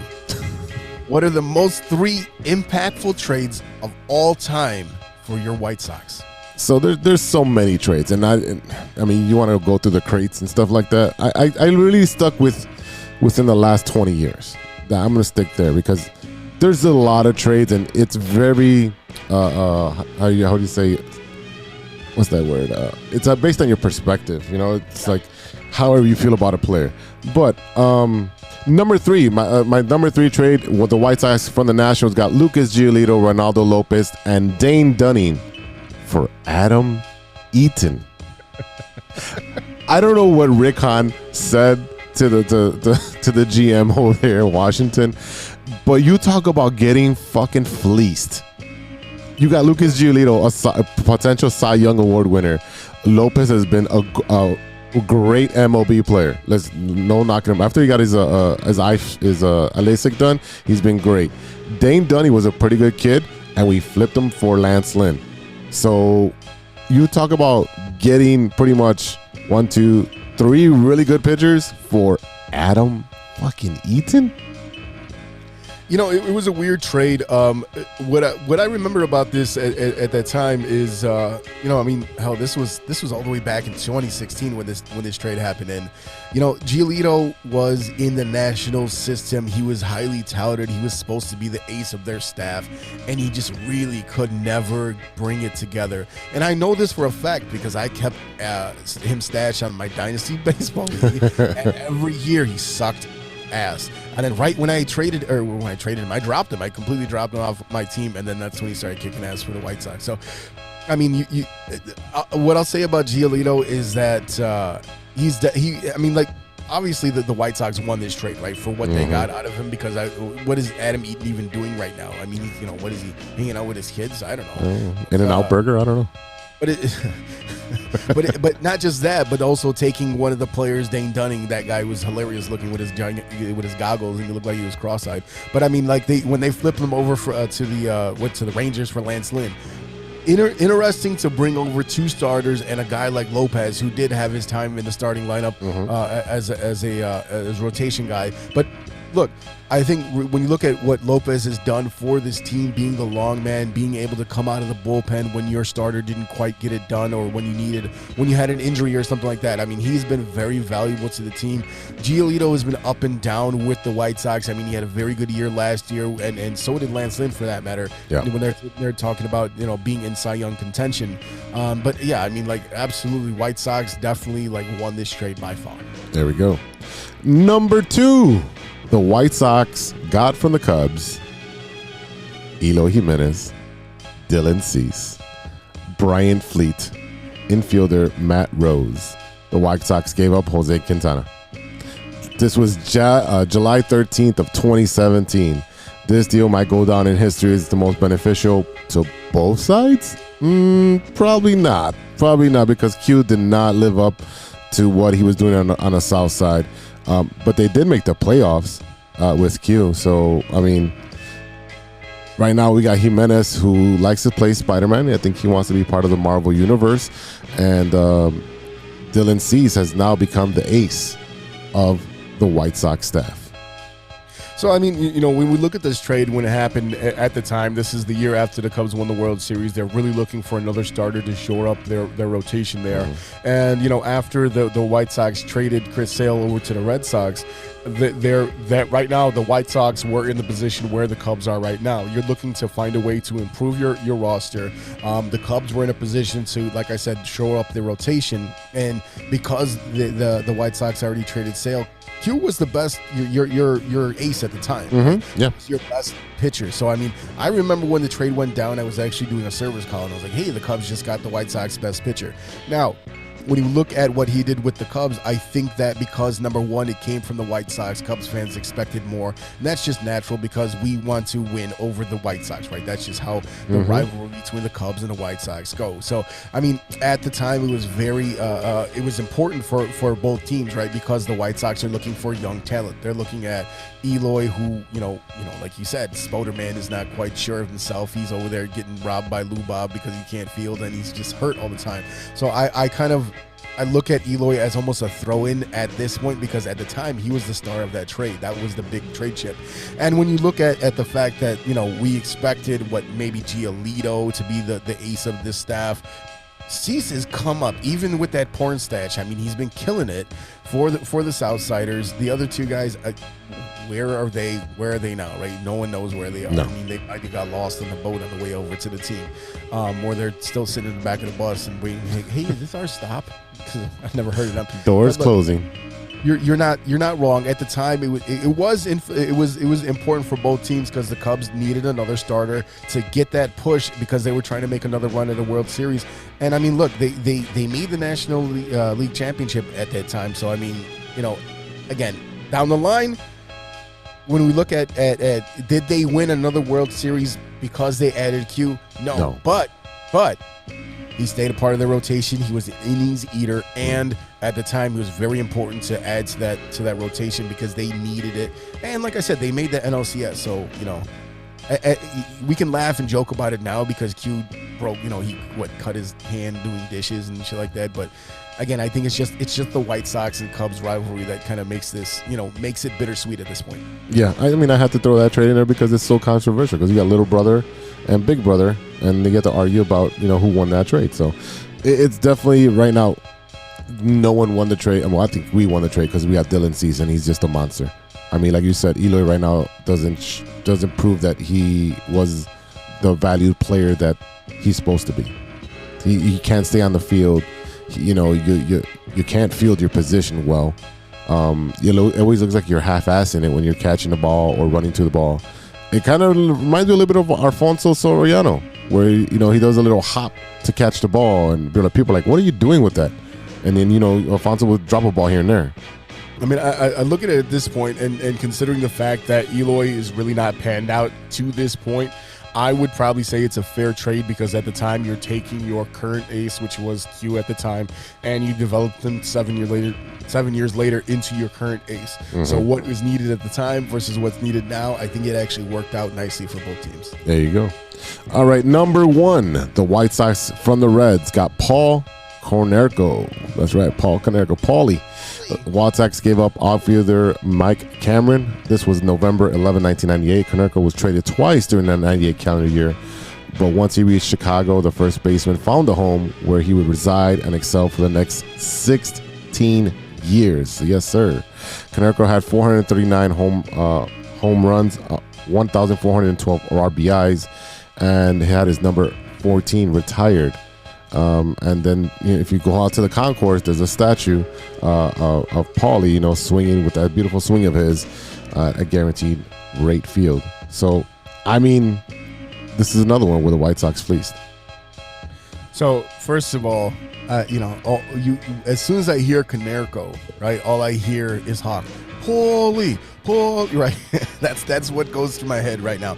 But I will say that you look at a guy like Konerko, who was a cornerstone for the team for so long. Mm-hmm. He was there when they won a World Series. He was there. He was a very important player. And I mean, he is the White Sox version of Anthony Rizzo, right? He was a steady player. You always knew what to expect out of him.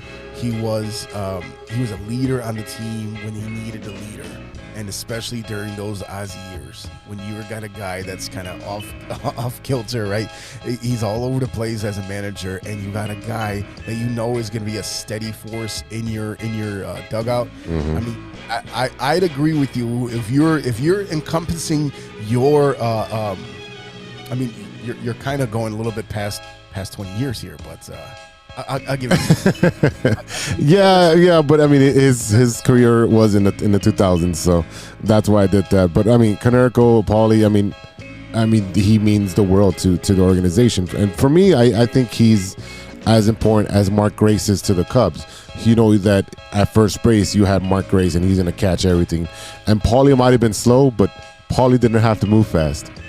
No. He didn't. No, he didn't. And that's, like I said, that's why I equate him to Rizzo for what he meant to the team, being a leader, being that guy that you could rely on, being that you never saw too many ups or downs out of him. He was just very steady, and you could always know that you could count on Konerko. Mm-hmm.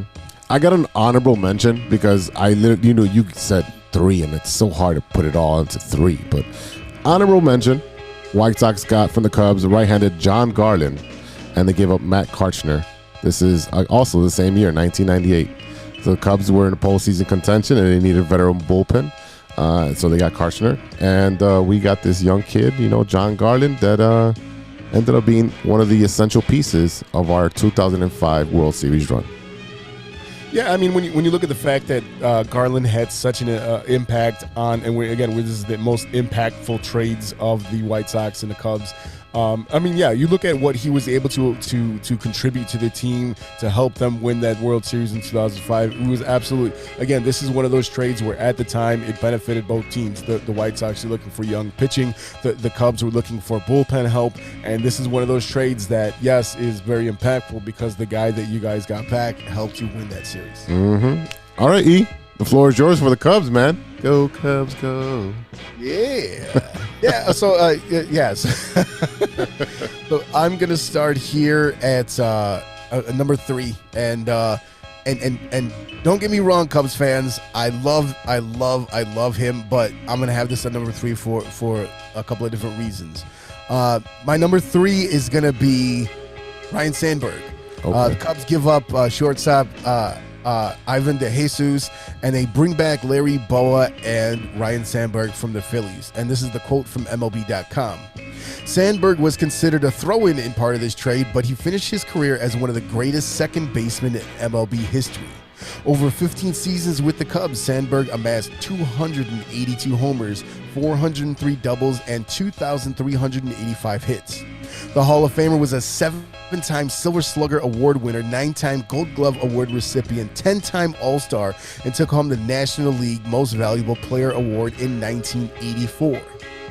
The Phillies, meanwhile, got 3 underwhelming seasons out of DeJesus. Now, I'm going to tell you why he's on this list, because of all those reasons I just said. I mean, you're talking about Rhino in 1984 helped to bring back a brand new generation of Cubs fans.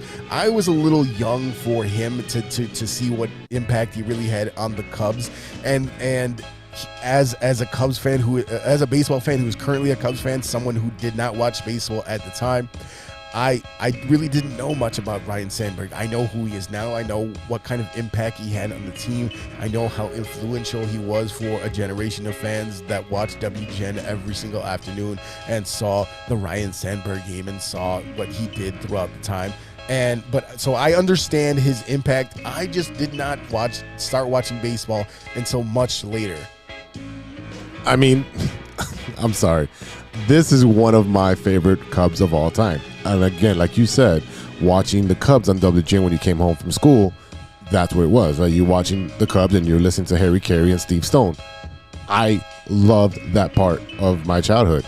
Literally, that's where I got a lot of my baseball information, my baseball love, was through watching WGN and the Cubs. Because the White Sox were on Comcast or whatever sports channel it was on cable. I was poor. I didn't have cable. So I grew up watching Sean Dustins and Ryan Sandberg and the rest of the guys on there, and Rhino was my favorite player. Oh no, I know you got the plaque. I've been to your place. I know. My stuff is over there. I got my Rhino stuff over there, and I have 2 Cubs jerseys. One is a softball jersey, and it has the old 1908 emblem in the dark blue. It's a softball, pullover. I wear that because I was like, I had to get it. It's historic, especially that logo. I had to get it. And so I have the Astros, I have the Padres, I got the Brewers, and I have the Cubs. They were at Marshall's. I bought the whole set. I had to. My other one, I do have a Sandberg Cubs jersey, white with the blue pinstripes with the big old C on there. I don't wear that often, but if I do have to go to a Cubs game where they're like, you have to wear a Cubs gear because I went to your stuff and I wear Sox gear. Okay, cool. Then I can wear a Sandberg jersey because that was one of my childhood heroes. And I'm not afraid to say that. I'm not afraid to wear something that says Cubs on it because I watched both teams growing up. Yeah, I mean, like I said, I didn't come into baseball till much later in life, considering the fact that what age I started watching baseball. And that brings me to number 2. Mm-hmm. White Sox and the Cubs once again. Mm-hmm. The Cubs get from the White Sox left-handed pitcher Ken Patterson and a skinny little kid named Sammy Sosa, and they give up George Bell. And this was March 30th, 1992. Once again from MLB.com. The White Sox swung this trade for Bell with the idea of utilizing the veteran slugger coming off of a strong 1991 tour with the Cubs as a DH. The crosstown deal sent a raw talent in Sosa to the Cubs, who watched him turn into one of the game's greatest all-time power hitters. Sosa belted 545 of his 609 career homers on the north side, where he made 7 All-Star teams and won the NL MVP in 1998. That summer, Sosa and Cardinals slugger Mark McGwire captivated the baseball world while chasing down Roger Maris's previous single-season homer mark of 61 in 1961. Sammy Sosa is the reason I am a Cubs fan, and it's because of that season. That's why I put him at number 2 over Sandberg. If it was not for Sammy Sosa, I wouldn't even watch baseball. That was the time that I'm watching. I'm just like every other fan in the United States, in the world, watching this home run race between these 2 comically strong big guys that have been pumped full of juice that we didn't really realize at the time, and if we did, we just ignored it. But if it wasn't for Sammy Sosa, I wouldn't be a Cubs fan. That is what made me interested in watching the Chicago Cubs. That was what made me interested in watching baseball. And like I said, if it wasn't for Sosa and that magical NL MVP year of 98, I wouldn't even be watching. Yeah, Sosa is one of those players that also was on my list of all-time favorite Cubs, just because he was so personable, and when he went out there, he ran onto the field and he would carry the American flag, or he'd be pumping his arms out there, and he was always excited. He always gave you 120% when he was on the field. When I heard about this trade, me being a little kid, I was pretty upset. People are like, "Why? We're getting this? We're getting this slugger." I'm like, "We don't need this slugger." And I know for the White Sox, he ended up having 25 home runs, which is what he had for the Cubs the previous year. He was top 20 in MVP that year, but didn't make an All-Star game. He only played 2 years for us. I really didn't think that he was worth that trade. And I know Sammy Sosa wasn't a known commodity. He wasn't a household name at that point, but he was really good at contact hitting and stealing bases when he was on the team. I have a bunch of Sammy Sosa cards where, he's got the Jerry curl and he's running and it's his, his helmet's falling off, or he's standing on third base with you can just see the juice, coming to America, coming off. He's got the soul glow. So glow. I definitely thought that was not a good trade for us. But I thought for the Cubs, I'm like, it fit just fine. And it ended up being one of the most influential trades for the Cubs. Absolutely. I mean, like I said, Sosa, to me, it's kind of sad how much vitriol Sammy gets right now for what he did with the skin bleaching, with the fact that for some reason this current Cubs regime will not welcome him back to the organization, which is a damn shame. I mean, we look at the way that the Cardinals were, and Major League Baseball for that matter, were able to kind of make amends with Mark McGwire. Maybe it's because he did admit at some point, yes, I was juiced up. Look at me. Are you fucking serious? Like, my balls are shriveled and I got back pimples all over the place. Are you serious? Like, back acne, right? Yeah.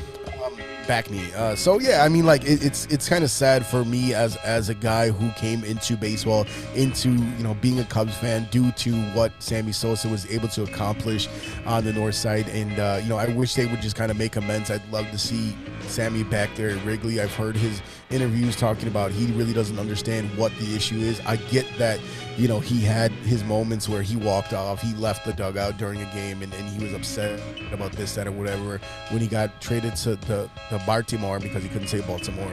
And it's just sad. It's sad that, like I said, when you look at McGwire and you look at Sammy Sosa, these are two players that were so influential in this current in our generation of baseball fans, just because when you think about what happened in 1994 with a lot of fans leaving because they didn't agree with the strike.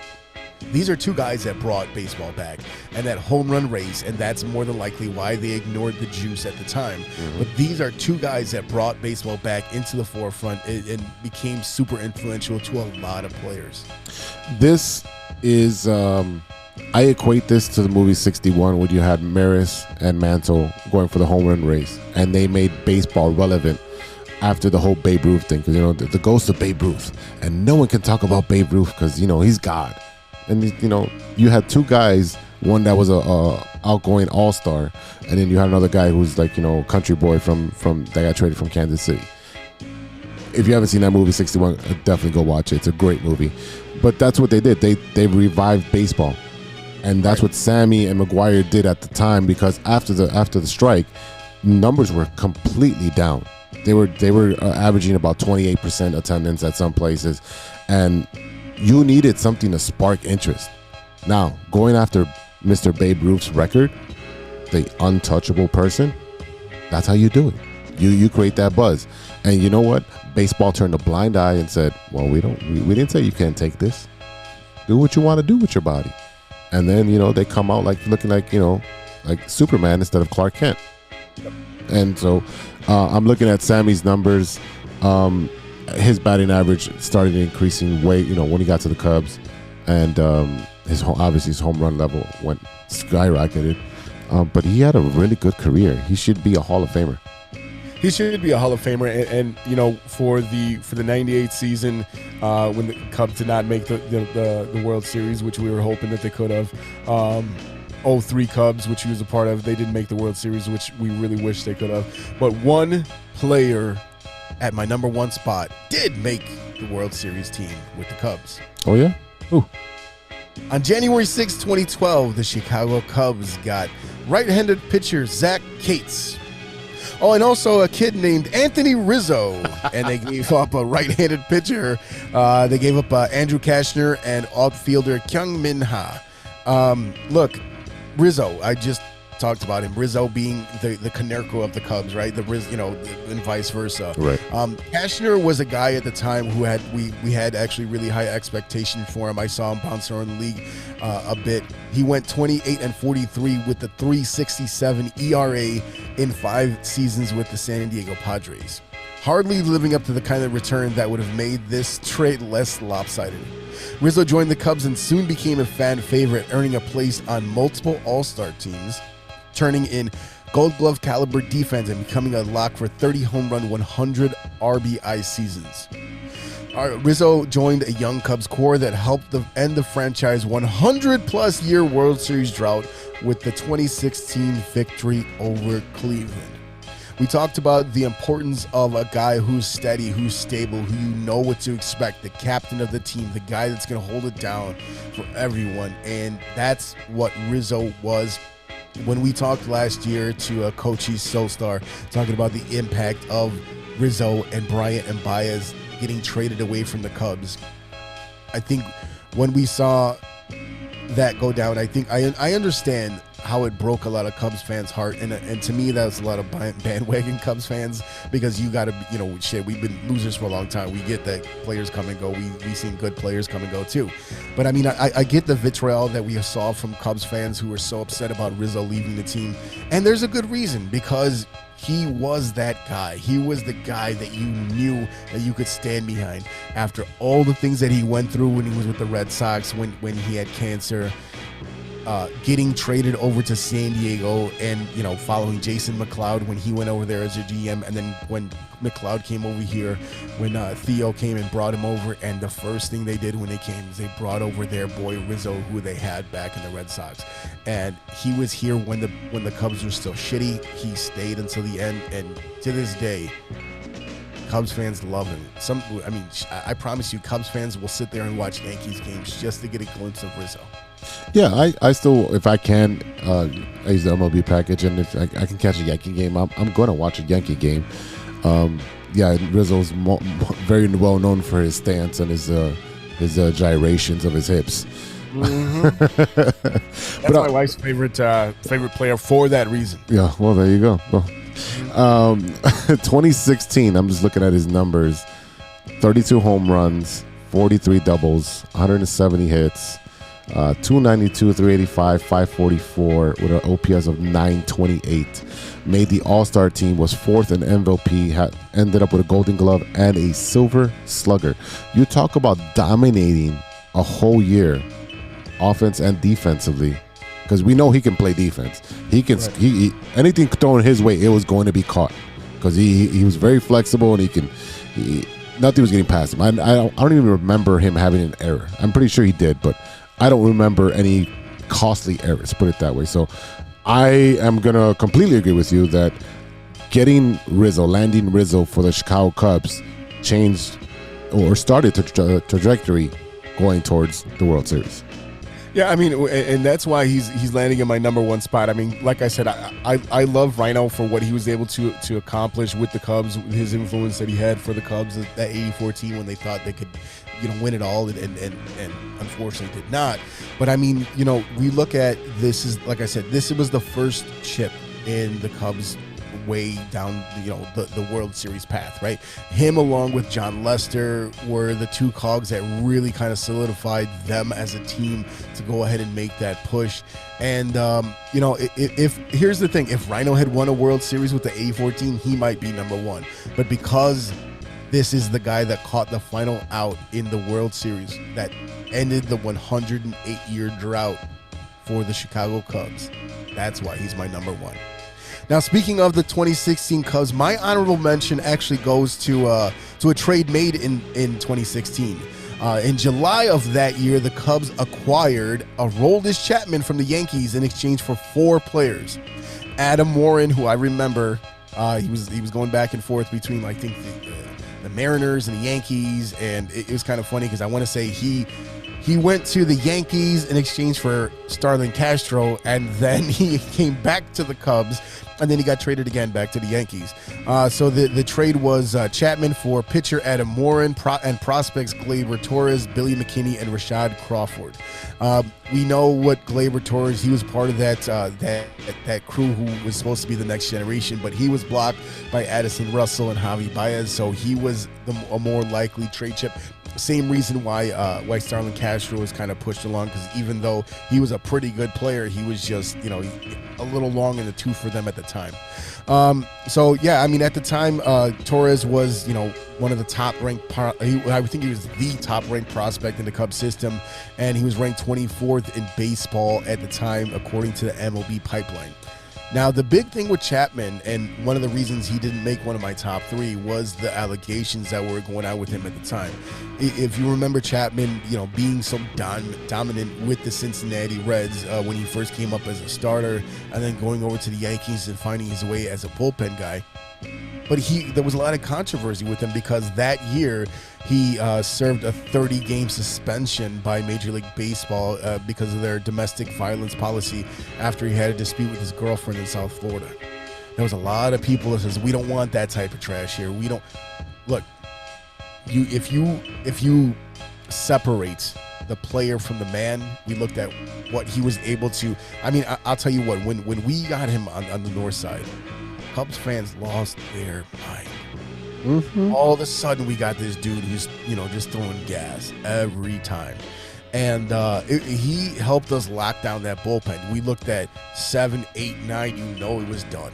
Now, when it came down to it in the World Series, he choked. Right? Mm-hmm. He freaked out. He couldn't do it. You had to have the rain delay. You had to have the 7th inning. You had to go to extras. You had to have Jason Hayward gas up the team in that 17 minutes. And they came back and got it done. But for what he was able to do and how he was able to help the Cubs win a World Series, that's why he gets my honorable mention. I mean, again, the allegations aside, like you said, separate the baseball player from the man. This man was throwing 104 before everyone's like, oh, I can throw 104 now. He was doing it before anybody else. And like you said, he found his way into the Yankee bullpen and dominated. And, the Yankees weren't that good. So they flipped him for Gleyber Torres, pretty much. Got a shortstop. That was going to be a shortstop of the future. And then they ended up re-signing him the next year. Which is what the Cubs were hoping to do, I think, when they traded a lot of these guys last year. Exactly. But I hope they do that with Wilson. But you got your chip.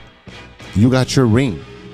So for you to give up a prospect for a ring, you'll do it 100 times out of 100 times.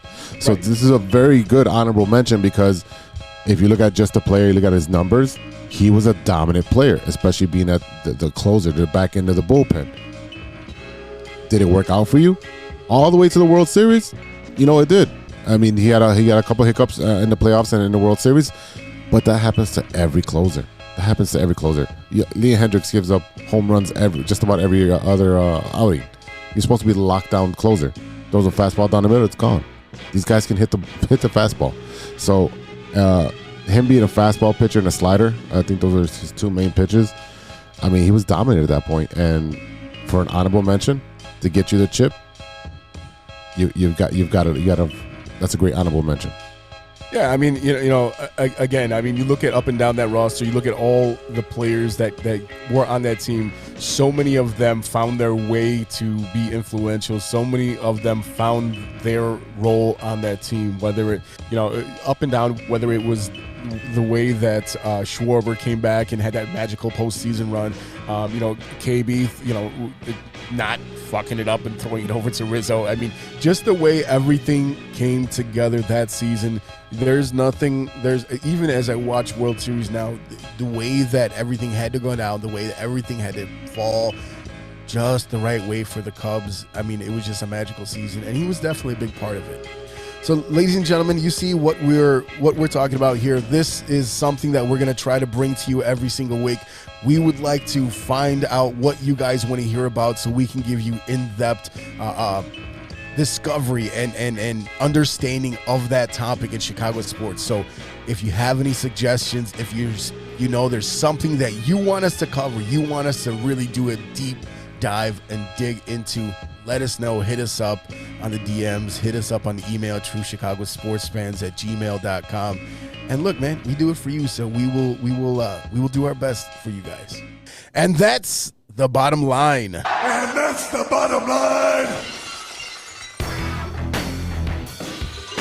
All right, fans, we'll be right back with Stirring the Pot after a quick word from our sponsors. Hey, Hey, true Chicago sports fans, show off your Chicago pride with some fresh clothes from Grit Clothing Company. At Grit Clothing, they create that simple yet classic style that represents that Chicago Southside lifestyle. From t-shirts to hoodies, hats to glassware, they've got you covered. Grit has everything you need to represent your Chicago pride. So do it right now. Check out gritclothingco.com and use the promo code TrueFan15. TrueFan15. For 15% off your entire order. Let me say it again. That's gritclothingco.com and use the promo code TrueFan15 for 15% off of your entire order.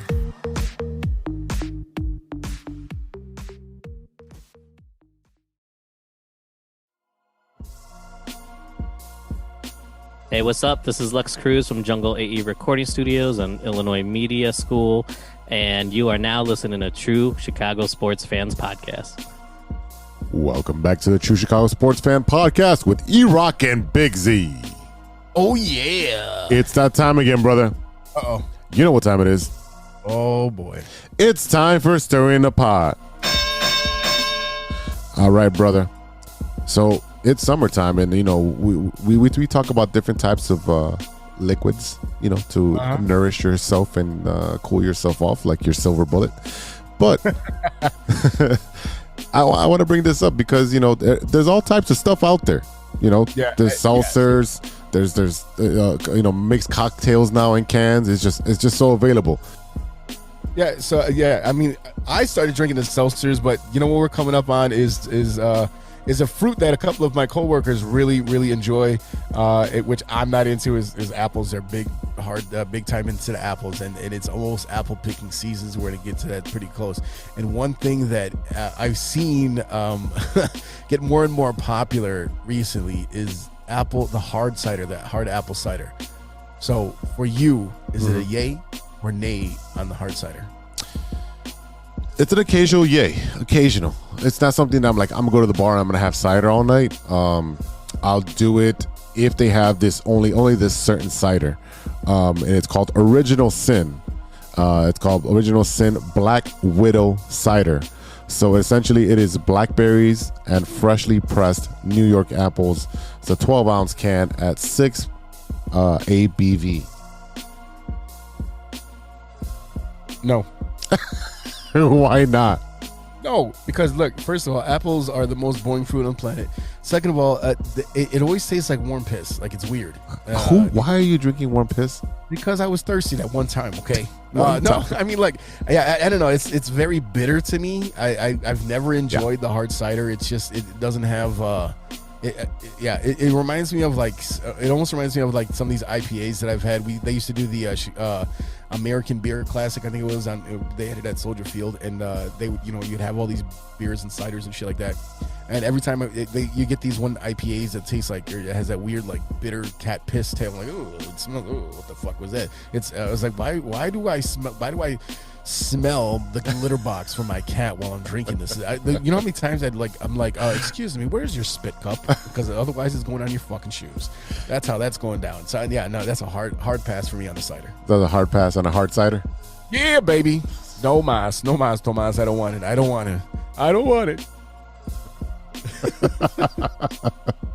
All right, man, before we go, what you looking at? What are you watching that isn't sports? All right, so based on a recommendation from, you know, our page, we're talking, or it might have been the page, or was it our chat? I watched and binged Jack Ryan on Amazon.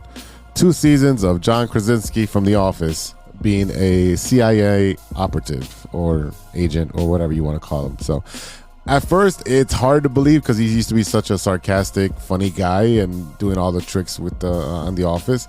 But as the episodes go, it's way more believable.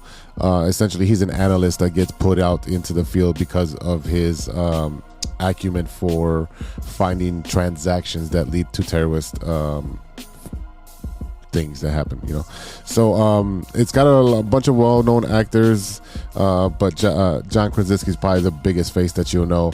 It's actually a pretty good season. The first season's based on like a Middle Eastern terrorist that's running loose, and they're trying to find him. The second season that has to do with a little bit of Russia and Venezuela. So it kind of touches on current topics, but I think it moves pretty fast. I think the episodes are like 45 minutes, so it does fly by. So if you're gonna binge it, you probably can binge it in a couple of days, like 3-4 days, just because it's only 2 seasons right now.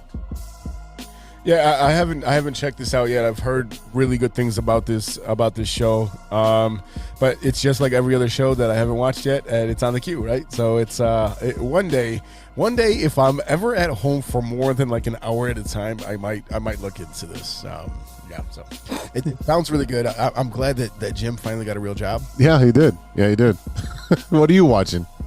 So we talked about this show before. It's kind of a corny show. It was All American. I finally started catching up on. I think I still have like another season to go.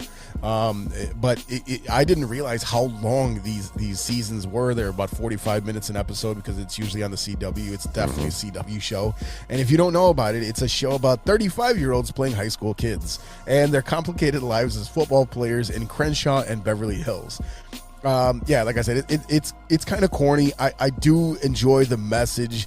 There's a lot of Black Lives Matter. There's a lot of issues, police brutality, suicide. There's a lot of different issues that, if you're a teen athlete, if you live in an African American community, see the difference between Crenshaw, which is traditionally not as wealthy or not wealthy at all compared to Beverly Hills.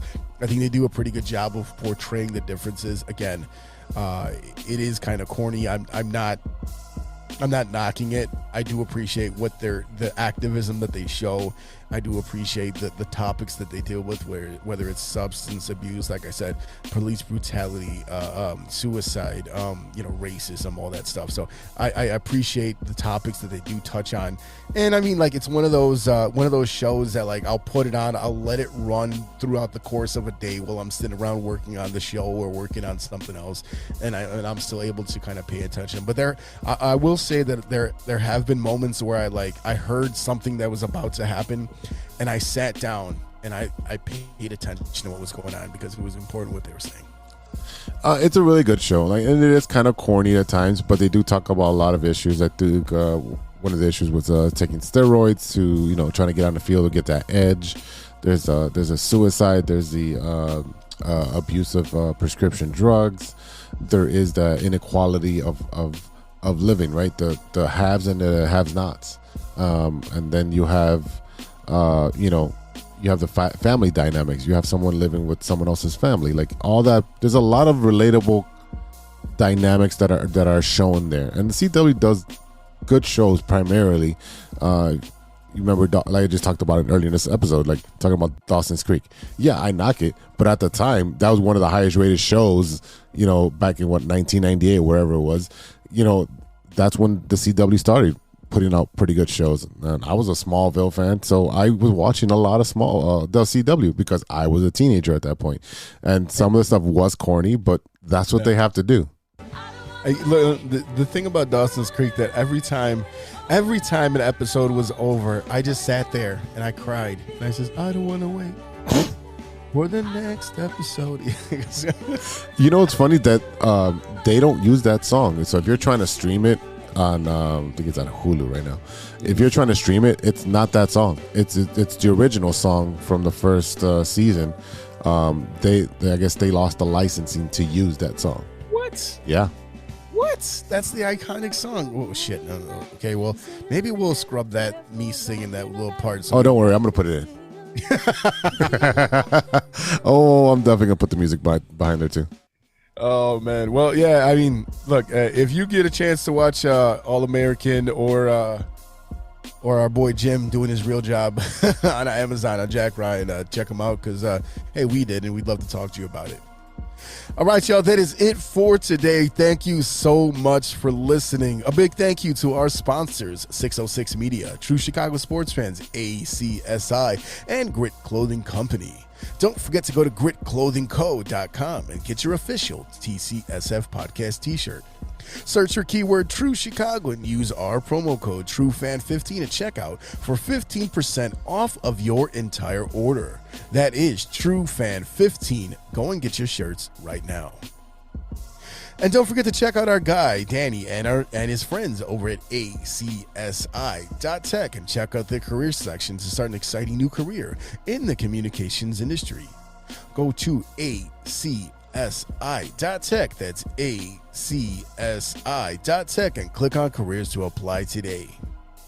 The Shy Native Radio Podcast is now available on all major platforms. Mike Logic, Ideal, and Throw MC talk about sports, movies, and all types of ill shit. And don't forget to check them out when they have their Shy Native Nights local talent showcase. Check out their social media pages, Shy Native, CHI-NATIVE. Go check them out to see where their next showcase will be. And a very special event coming up live and direct in a couple weeks. The Music in the Woods Music Festival will be held on August 13th at Big Bend Lake in Des Plaines. That's where they got those winning lotto tickets, so you might as well go out there anyway. It's right off of Bender and Gulf Road. Ideal, Mike Logic, Fury, Green Lights Music, AM Early Morning, and so much more. Sounds by DJ Hunt. Performers are going to be between 11 a.m. and 7 p.m. A lot of fun. Come out and do the thing. That's right. You can get your tickets at idealraps.com, IDEAL raps.com. This is an all ages event, and a ticket is needed for 12 and over. Food vendors and merchandise vendors will be on site, so bring your money. Bring your money, bring yourself, bring your friends, bring your neighbors. Come out and hang out with your boys, Mike Logic, Ideal, E-Rock, Big Z, and the whole crew, and we'll go out there and have some good times, y'all. Shout out to Ronesh, Panic, Serious Beats, and custom made for the beats we played on today's show. Check out paniconthebeat.com for all your Momen merch and gear. And check us out on social media. You can find us at True Shy Fans on Twitter and on TikTok. Search at True Shy Fans. Find us on Facebook, Instagram, Spotify. Reach out to us. Hit the DMs. You can find us on IG. My name is at Chicago Pulse. Z, what's your IG handle? I'm Big Z _606 Media. There you go. So hit us up on the DMs. Find us. Hit truechicagosportsfans@gmail.com. We want to hear your topics that you want to talk about. We want your feedback. We want to know how you like the show. What new things do you want to hear us talk about? What is your favorite moment in Chicago sports, shows, movies, music, whatever you want us to check out? Hey, hit us up. Give us your suggestions, and we will do our best to accommodate you. All right, y'all, for Big Z, this is E-Rock. We'll see you next week for episode 108. Until then, please be good to each other. For the love of sports. Swish. A few moments later. You have a lot of incest. That's real. Shut your mouth. Lover boy. Nature versus nurture, Lodge. Nature always wins. I think he's on steroids. Hasta luego, amigos. Show's over, show's over, show's over.